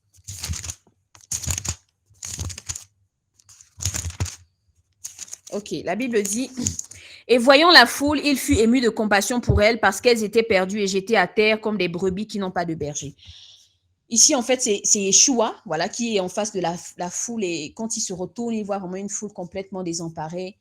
Et il est touché, il est profondément touché. Et c'est vraiment un sentiment ou un caractère qu'il faut avoir. Il faut être une personne de compassion. Ce n'est pas les sentinelles qui viennent seulement que pour parler du jugement, le jugement, parce qu'on a ces sentinelles-là, elles sont seulement en mode, le Seigneur va juger, le Seigneur. Non, la Bible dit qu'il est lent à la colère, riche en bonté. Voici, vous savez, lorsque Moïse était sur la montagne et qu'il voulait, il a dit, Seigneur, montre-moi ta face, montre-moi ta gloire, je veux voir ta gloire. Le Seigneur ne lui a pas montré le jugement. Il a dit, je suis riche en bonté, lent à la colère. Voici la nature d'Élohim. Mais nous, on a l'impression que les sentinelles, c'est juste le jugement. Non. On verra quand on va parler des missions des sentinelles. C'est pas seulement venir dire aux gens, tu vas en enfer. C'est pas ça. Le Seigneur, quand il avertit, c'est parce qu'il veut sauver. C'est par amour. Il faut qu'on ait la compassion pour les âmes. Je ne parle pas des sentiments, les sœurs. Je mets vraiment l'équilibre. Parce que nous, les chrétiens, on fait l'amalgame entre les sentiments humains et la compassion. Parce que les sentiments humains, c'est genre, tu as envie d'aimer l'âme plus que le Seigneur, quoi. Mais la compassion, elle est donnée par le Seigneur. C'est le Seigneur qui met dans ton cœur le fardeau pour les âmes. Et ce fardeau-là, ça ne dépend pas de toi. On le verra quand on va parler du fardeau. Ensuite, la sentinelle doit être loyale et véridique. Elle doit être quelqu'un de loyal. Donc, ça ne doit pas être une personne infidèle, une personne déloyale, une personne hypocrite, elle doit être vraie. Ça inspire. Vous savez, à l'époque, quand on voit même dans l'histoire les prophètes étaient des personnes craintes. Des personnes craintes. Et même actuellement, quand tu vois vraiment une personne qui a vraiment le service prophétique ou une sentinelle authentique, tu la crains parce que c'est la personne qui est une personne qui a les yeux ouverts. Quand elle te voit là, en principe, quand dans l'esprit, tout est OK. Elle te voit transparent, elle voit tout à l'intérieur. Elle peut te dire là que hier, tu as fait comme si. Oui, parce que ses yeux, le Seigneur te donne les yeux de l'aigle. Tu vois loin, tu vois grand, tu vois, c'est incroyable. Donc, tu ne dois pas être quelqu'un qui est en mode hypocrite, machin. Non, il faut que quand les personnes t'approchent, ils sentent la crainte du Seigneur. Je me rappelle, j'avais vécu une expérience comme ça à l'époque au lycée. Une camarade qui m'avait dit, non, moi, je n'aime pas te regarder dans les yeux. J'ai dit, oh, pourquoi? Elle dit, quand je te regarde seulement dans les yeux, je sens la condamnation de mon péché. J'ai dit, oh, j'ai fait quoi? Elle dit, non, à cause de la crainte du Seigneur. Ça veut dire que parce que tu as la crainte du Seigneur, dans tes yeux, quand les gens vont te regarder, ils vont avoir peur même. Peur, pas parce que tu as dit quelque chose ou tu as fait quelque chose, mais la crainte du Seigneur va se dégager. La sentinelle doit être conduite par l'Esprit du Seigneur. La Bible dit, marchez par l'Esprit, vous n'accomplirez pas les désirs de la chair. La sentinelle doit être une personne vraiment conduite, donc on doit travailler la conduite par l'Esprit. Apprendre à beaucoup être conduit par l'Esprit. Et vous savez, la Bible dit dans Jean 3 que l'Esprit est comme le vent. Les gens qui aiment les choses trop bien organisées, ils sont trop exigeants dans l'organisation des choses. Je vous assure que vous aurez du mal à être conduit par l'Esprit. Oh non, moi je voulais qu'on fasse comme ci, on fasse comme ça. Si tu es trop dans le protocole, les structures, tu vas avoir chaud parce que tu feras les choses charnellement. Le Saint-Esprit, ce n'est pas comme ça. Le Seigneur, il a dit dans Isaïe 55, mes voix ne sont pas vos voix. Aujourd'hui, le Saint-Esprit fait comme ça, demain, il fait autrement. Il faut suivre le vent. Suis le vent, ma sœur. Et on le voit même dans l'histoire des prophètes. Vous savez que Amos, par exemple, le Seigneur lui a demandé d'aller épouser une prostituée. Humainement parlant, ce n'est pas possible, même selon la loi juive. Mais c'était le plan du Seigneur. Qu'est-ce qu'on va dire? On va juger le Seigneur parce qu'il a dit à Amos d'aller épouser une prostituée. Ce n'est pas possible. Ézéchiel, il lui a demandé de manger les excréments d'humains. Je dis, Seigneur, mais c'est comment ça? C'est quelle vie? Tu vis vraiment, je ne sais pas comment. Mais oui, c'est ça la marche par. Ça veut dire que le Seigneur te conduit comme il veut. Ce que toi, tu te dis que non, c'est pas normal, là, c'est même ce que le Seigneur va utiliser même. Là où tu dis que non, Seigneur, toi, tu peux pas me parler par tel, il va même passer par là. Parce qu'il ne fonctionne pas comme nous. Et la sentinelle doit avoir une discipline par rapport à la chair, une vraie discipline. Parce que la chair, hein, comme je l'appelle, voilà, Chacha, elle est insolente. Insolente, irrespectueuse, tout ce que vous voulez. Ça, ce sont ses caractéristiques. Il faut la discipliner. Voilà pourquoi le défi est le bienvenu. Parce qu'on va discipliner toutes les chachas là. Elles seront disciplinées au pas. Il faut discipliner notre chair. Si tu laisses trop ta chair aller, Ça va être compliqué. Tu ne pourras pas servir le Seigneur de façon authentique. Et le dernier point, c'est le sérieux et la rigueur. On va lire un peu vite 1 Samuel 3. 1 Samuel 3, verset 19. 1 Samuel 3, 19 dit, Samuel grandissait et Yahweh était avec lui. Il ne laissa tomber à terre aucune de ses paroles. Vous savez, on veut être des sentinelles, mais on n'est pas discipliné. On veut être des sentinelles, on prend des engagements, mais on n'est pas réglo par rapport à ces engagements. On prend des sentinelles et on choisit parfois, oh non, moi je veux être ici, moi je veux pas être ici. On est des sentinelles, mais on méprise parfois certaines choses qui sont sacrées. On fait des sentinelles, mais on n'est pas nous-mêmes sérieuses par rapport à ce qu'on fait pour le Seigneur. Quelqu'un peut prendre un engagement, la personne n'est pas là, elle ne sait pas s'excuser avant. En fait, il y a beaucoup de choses. Tu t'excuses pas avant que tu ne seras pas là et puis on constate simplement, voilà, où tu prends un engagement après, on te retrouve ailleurs. C'est toutes ces choses-là, en fait. Comment tu peux être une sentinelle? La Bible dit toutes les paroles que le Seigneur donnait à Chémois, il ne laissait rien tomber par terre. Ça veut dire qu'il ne gaspillait pas les choses du Seigneur. Il ne gaspillait pas parce qu'à cette époque, la Bible dit que la parole du Seigneur était rare. Donc, tu as la grâce d'être dans la présence du Seigneur, d'avoir ces temps de formation. Je crois que l'Esprit nous interpelle. On a ces temps de formation où on ne va pas forcément écouter ça partout à tout moment. Et voilà, le Seigneur a saisi cette saison bien précise pour ça. Il y en a qui s'engagent, mais en même temps, ils sont engagés, ils sont désengagés, ils sont en même temps… On se demande, Seigneur, mais qu'est-ce qui se passe? On ne peut pas en même temps faire la chose du Seigneur en estimant qu'elle est précieuse et sacrée et avoir une autre attitude, une attitude contraire. Ce n'est pas possible. Et regardez un peu la plupart de ces prophètes, tout ce temps qu'ils sont. Ils avaient toujours des scribes à côté. Jérémie avait un scribe, Élisée, ils avaient un serviteur. Pourquoi? Parce que les paroles, tout ce qu'ils recevaient du Seigneur, ils notaient ça. Pour ne pas perdre. Mais nous, on reçoit des choses. Parfois, le Seigneur nous avertit par rapport à même notre vie. Il nous avertit. Mais on pense, on met ça de côté. On ne note pas. Ça, c'est dangereux. Il faut être une personne sérieuse, une sentinelle sérieuse et rigoureuse dans le travail qu'on fait. Alléluia. Ensuite, nous allons parler dans le chapitre 2 du poste et des missions de la sentinelle. On va un peu aborder rapidement l'appel et le fardeau. Comment reconnaître qu'on a un appel de sentinelle? Premièrement, l'appel de sentinelle, c'est le Seigneur qui la donne, hein, qui le donne. L'appel, un appel, c'est le Seigneur qui le donne. On le voit dans Jérémie 1, il dit à Jérémie que depuis le ventre de ta mère et tout. Donc, c'est pas quelque chose qu'on crée. C'est pas, moi, j'aime trop la prière. Non, c'est vraiment le Seigneur qui donne cela dans nos cœurs, qui met ce fardeau. Et souvent, il y en a parmi nous, par exemple, qui ont écouté des paroles, soit dans la prière ou par prophétie, que le Seigneur t'attend à être une sentinelle et tout. Parfois, le Seigneur peut confirmer par la bouche des hommes ou même dans la prière. Ensuite, la première chose, c'est que le Seigneur te donne le fardeau par rapport à la prière. Ça veut dire que comment reconnaître que j'ai un appel de sentinelle? C'est qu'à l'intérieur déjà, tu as déjà reçu ça, cet appel-là. Deuxième chose, c'est que le Seigneur met un véritable fardeau par rapport à la prière. C'est-à-dire que toi et la prière, vous êtes vraiment genre sœurs jumelles, quoi. Tu aimes vraiment la prière. Tu sens dans ton cœur que ça t'attire à chaque fois. Tu es tout le temps attiré par la prière. Troisième chose, ce sont les épreuves. Comme on le voit avec Jérémie, Jérémie a été beaucoup combattu. Et comme on le disait, la sentinelle est beaucoup combattue à cause de son poste. Donc, si tu remarques vraiment que dans ta vie, tu es beaucoup combattu, les fausses accusations, mais je ne dis pas dans le sens où toi-même tu allais provoquer, pardon, pas les fausses accusations, toi-même tu allais chercher des problèmes, tu t'es mêlé de la vie d'autrui, oh, non, pardon.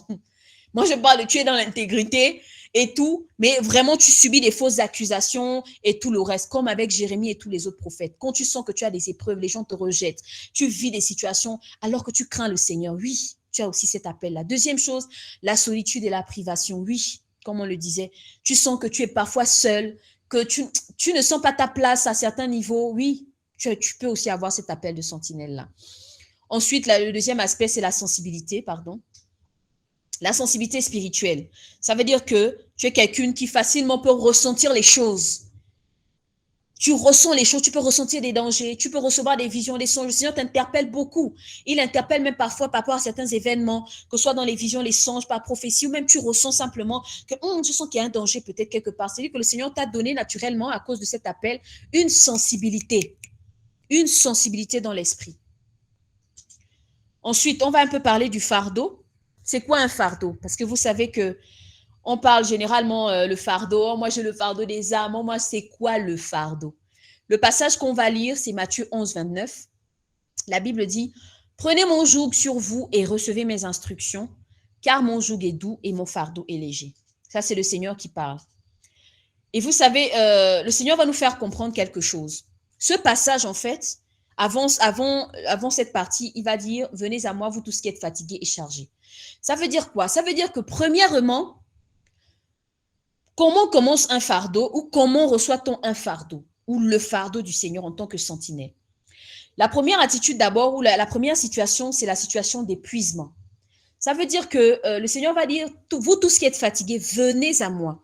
Ça veut dire que tu peux te retrouver dans une situation où tu es épuisé par un fardeau, épuisé par voilà, une situation quelconque, et tu as vraiment envie de servir le Seigneur. Peut-être là, le Seigneur parle à une sœur qui est dans une situation, peut-être son couple ou bien sa famille, une situation vraiment particulière, où elle est vraiment épuisée. Elle a tellement prié, elle a tellement fait.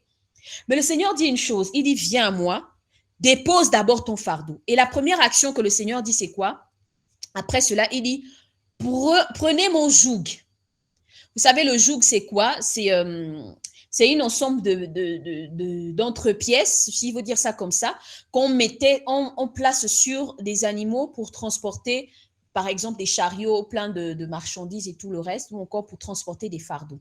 Donc, le joug, en fait, on va dire son étymologie, hein, joug veut dire un lien, ça veut dire alliance, ça veut dire servitude, ça veut dire union et tout ça. Donc, qu'est-ce que le Seigneur voulait dire au travers de ce passage? Il voulait dire premièrement que si tu es fatigué par ta situation, tu as bien envie de me servir, mais tu sens que cette situation te pèse, pose ça d'abord à mes pieds, dépose à mes pieds, abandonne le fardeau d'abord à mes pieds. Ensuite, prends mon joug. Ça veut dire quoi? Ça veut dire prends mon alliance, prends mon lien, unis-toi avec moi, fais alliance avec moi, sois en accord avec moi, avec ma parole, avec ma volonté. Il dit, prenez mon joug sur vous. Et après, il dit quoi? Et recevez mes instructions. Ça veut dire qu'avant même de toucher le fardeau, il dit, fais d'abord alliance avec moi. Fais alliance avec moi. Et c'est très important en tant que sentinelle d'avoir une alliance avec le Seigneur. Le Seigneur parle à quelqu'un. Tu avais une alliance avec le Seigneur et tu as été infidèle à cette alliance-là. Il veut que tu repartes. Il dit, c'est l'alliance. C'est d'abord le joug, ça commence avec le joug. Pourquoi? Parce que c'est le joug, comme on l'a vu avec l'image des animaux, qui va aider à porter le fardeau. Si tu n'as pas l'alliance avec le Seigneur, tu ne peux pas porter son fardeau. Parce que l'alliance va être ce poids-là, le joug, pardon, va être ce lien-là qui va t'aider à supporter les oppressions, supporter les persécutions, supporter les fausses accusations, parce que tu as une alliance avec lui. Et le Seigneur va dire à la suite, recevez mes instructions. Donc, une fois que tu as pris l'alliance, apprends maintenant à écouter le Seigneur. Apprends à écouter ses instructions. Ne fais pas à ta manière, ne fais pas comme tu es intelligente parce que tu as le master, le bac plus 2, je ne sais pas, le doctorat selon ton raisonnement. Non, il dit prends, reçois. Ça veut dire qu'il te les donne, mais c'est à toi de les accueillir. Après, il dit, car mon joug est doux. Ça veut dire que l'alliance que le Seigneur fait avec toi, ce n'est pas une alliance de servitude comme avec le péché ou la servitude des hommes. C'est une alliance d'amour. C'est une alliance de douceur. Il dit, mon joug est doux. Et parce que l'alliance est c'est une alliance d'amour, mais le fardeau ne peut qu'être léger à porter parce que tu portes ce fardeau par amour. Tu ne portes pas ce fardeau par contrainte. Oh Seigneur, je suis encore fatigué, les âmes là me fatiguent. Non, parce que tu es sous le joug de l'amour, tu es sous l'alliance de l'amour, alors le fardeau devient léger. Vous savez qu'à l'origine, le fardeau, quand on dit fardeau, c'est un poids qui pèse. D'origine, hein, le fardeau, ça n'existe pas un fardeau. Fardeau léger, en fait, c'est contradictoire. Ça ne se dit pas. Le fardeau du Seigneur, c'est une alliance d'amour. Et parce que c'est une alliance d'amour, le joug, c'est une alliance d'amour et le fardeau est léger. Donc, ce que le Seigneur dit, c'est dépose à mes pieds ton poids, tous les poids que tu as. Et le Seigneur le dit à quelqu'un, tous les poids que tu as dans ton cœur, dépose. Ensuite, fais alliance avec lui. Renoue ton amitié, renoue ton amour avec le Seigneur. Il va te donner le fardeau qui sera très facile à porter parce qu'il va te donner les instructions pour savoir comment porter ça. Il y a des personnes qui veulent servir le Seigneur, mais qui ne veulent pas aller prendre les instructions du Seigneur. Ils vont commencer à maltraiter les âmes, à murmurer contre les âmes. Non, Seigneur, tu m'as confié ce fardeau. Comment faire pour entretenir ces âmes? Comment faire pour prier pour ces personnes? Et c'est là que le Seigneur nous accompagne. Alléluia. Ensuite, on a les signes du fardeau. Comment savoir que j'ai un fardeau? Bon, ça, c'est l'histoire de Néhémie. Donc, je nous invite à lire cette histoire-là. On ne va pas forcément lire les versets à cause du temps. Donc, je m'accorde encore 5 minutes. Comment savoir que j'ai un fardeau en tant que sentinelle? Premièrement, il y a l'intérêt. Donc, dans l'histoire de Néhémie, la Bible nous dit que Néhémie était, on va dire, bon, ils étaient tous en déportation. Hein. Ils étaient en déportation. Et Néhémie, malgré qu'il était en Perse, je pense, malgré qu'il était en déportation, son cœur était toujours porté vers Jérusalem. Il ne cessait de penser à la ville sainte. Il ne cessait de penser. Et on va voir ce qui va se passer. Dès qu'il a eu l'occasion de voir des frères arriver, donc on va dire à partir du verset 2, parole de Néhémie, fils de Jacalia, il arriva au mois de Kisleu, la 20e année, comme j'étais à Suse, la capitale, que Anania, l'un de mes frères, et quelques hommes arrivèrent de Juda. Je les questionnais au sujet des Juifs rescapés qui étaient restés à la captivité au sujet de Jérusalem. Donc, parce que Néhémie était constamment, c'est-à-dire que il avait comme une pensée portée vers, il connaissait les promesses qu'il y avait sur Jérusalem. Et son cœur commençait à être touché par rapport à ça. Il avait de l'intérêt. Qu'est-ce qu'il a fait? Il a commencé à poser des questions, à mener des investigations, à demander qu'est-ce qui se passe là-bas, comment les gens vont. Et c'est là où commence le fardeau. Ça veut dire que le fardeau, c'est quoi? Souvent, on confond le fardeau au fait d'avoir été touché peut-être momentané. Il y a des sœurs, par exemple, qui elles peuvent voir une situation et puis elles vont être « Oh Seigneur, vraiment, tu m'as donné le fardeau. » On va voir si à la longue, c'est vraiment un fardeau. Parce que le fardeau, ce n'est pas en 2 semaines. Le fardeau, ce n'est pas en 1 mois. C'est toute ta vie. Le fardeau, c'est ta vie. Ce n'est pas juste 1 mois, tu as eu le fardeau et puis après, tu es passé à autre chose. Non. Tu as le fardeau d'un pays et puis tu passes. Non, c'est toute ta vie. C'est-à-dire que le Seigneur colle ça à toi. Et on voit Néhémie par la suite, après le fardeau, il a commencé à avoir un chagrin continuel. On va lire un peu la suite. Et il me dit, les restants qui sont restés de la captivité là-bas dans la province sont dans une grande misère et dans l'insulte. Il y a des brèches dans la muraille de Jérusalem et ses portes sont brûlées par le feu. Or, il arriva que dès que j'entendis ces paroles, je m'assis, je pleurais et je fus dans le deuil pendant plusieurs jours. Je jeûnais et je priais devant l'Élohim des cieux. Et je dis, oh Seigneur, je t'en prie Yahweh, Élohim des cieux, elle grand et redoutable, qui garde l'alliance et la miséricorde de ceux qui t'aiment et qui observent tes commandements. S'il te plaît, que ton oreille soit attentive et que tes yeux soient ouverts pour écouter la prière de ton serviteur. Et on voit tout de suite, il est dans un chagrin perpétuel. Ça veut dire que le fardeau ne te lâche pas. On a l'histoire de David Wilkerson. Une fois, il est tombé, il était très jeune pasteur, encore la vingtaine. Il est tombé sur un journal qui parlait de la délinquance à New York. Le gars était profondément touché. Il dit, mais ça c'est quoi? Il dit, non Seigneur, ça l'a perturbé pendant des jours. Il pensait à ces jeunes-là, vraiment, qui devaient partir en prison, qui mouraient. Ça le perturbait, il dormait que sur ça, il se réveillait que sur ça, il pleure, il jeûne. C'est ça les signes du fardeau dans la vie de quelqu'un. Troisième chose, cette attitude également poussé à Néhémie à changer de comportement. Il a commencé à jeûner, il a commencé à être triste. Et on le voit même par la suite, quand il va continuer à faire son service, puisqu'il était échanson du roi, qu'est-ce qui va se passer?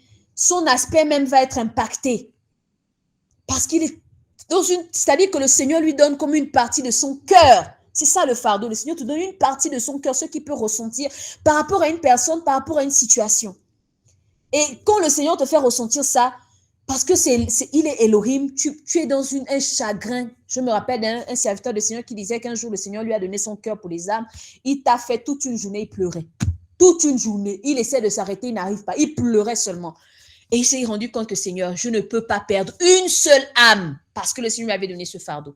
Ensuite, ça lui donne d'avoir une autre attitude parce que le chagrin, ce n'est pas juste que tu pleures et puis tu ne poses pas des actes, non. Il a prié. Il a prié, il a dit, Seigneur, donne-moi une occasion. Donne-moi une occasion, Seigneur. Donne-moi une occasion de retourner là-bas. Et après, deuxième chose, le regard extérieur. Ça veut dire que, premièrement, tu as été touché par une situation, peut-être par un fardeau pour les enfants, pour les femmes, pour les veuves, je ne sais pas, par rapport à la prière.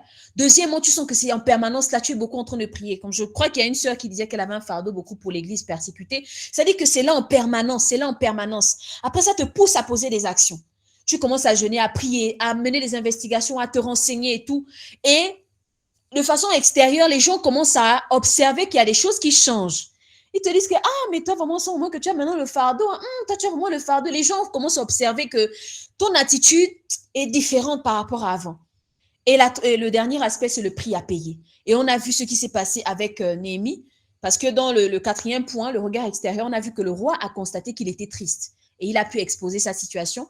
Et après, on a vu le prix que Néhémie avait à payer, les combats qu'il a rencontrés avec Tobija, Sambala, les Arabes et tout ça, pour pouvoir repartir, pouvoir rebâtir les murailles.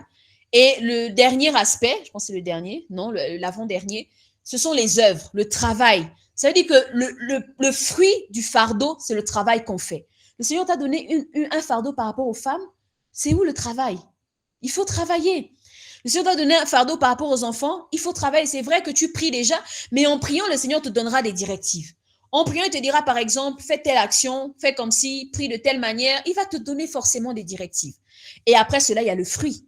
Les gens commencent à constater, ah, mais Seigneur, vraiment, tu accompagnes cette sœur-là, tu accompagnes ce frère-là. Ah, Seigneur, vraiment, le fruit maintenant devient palpable. Alléluia. Donc, que le Seigneur soit béni.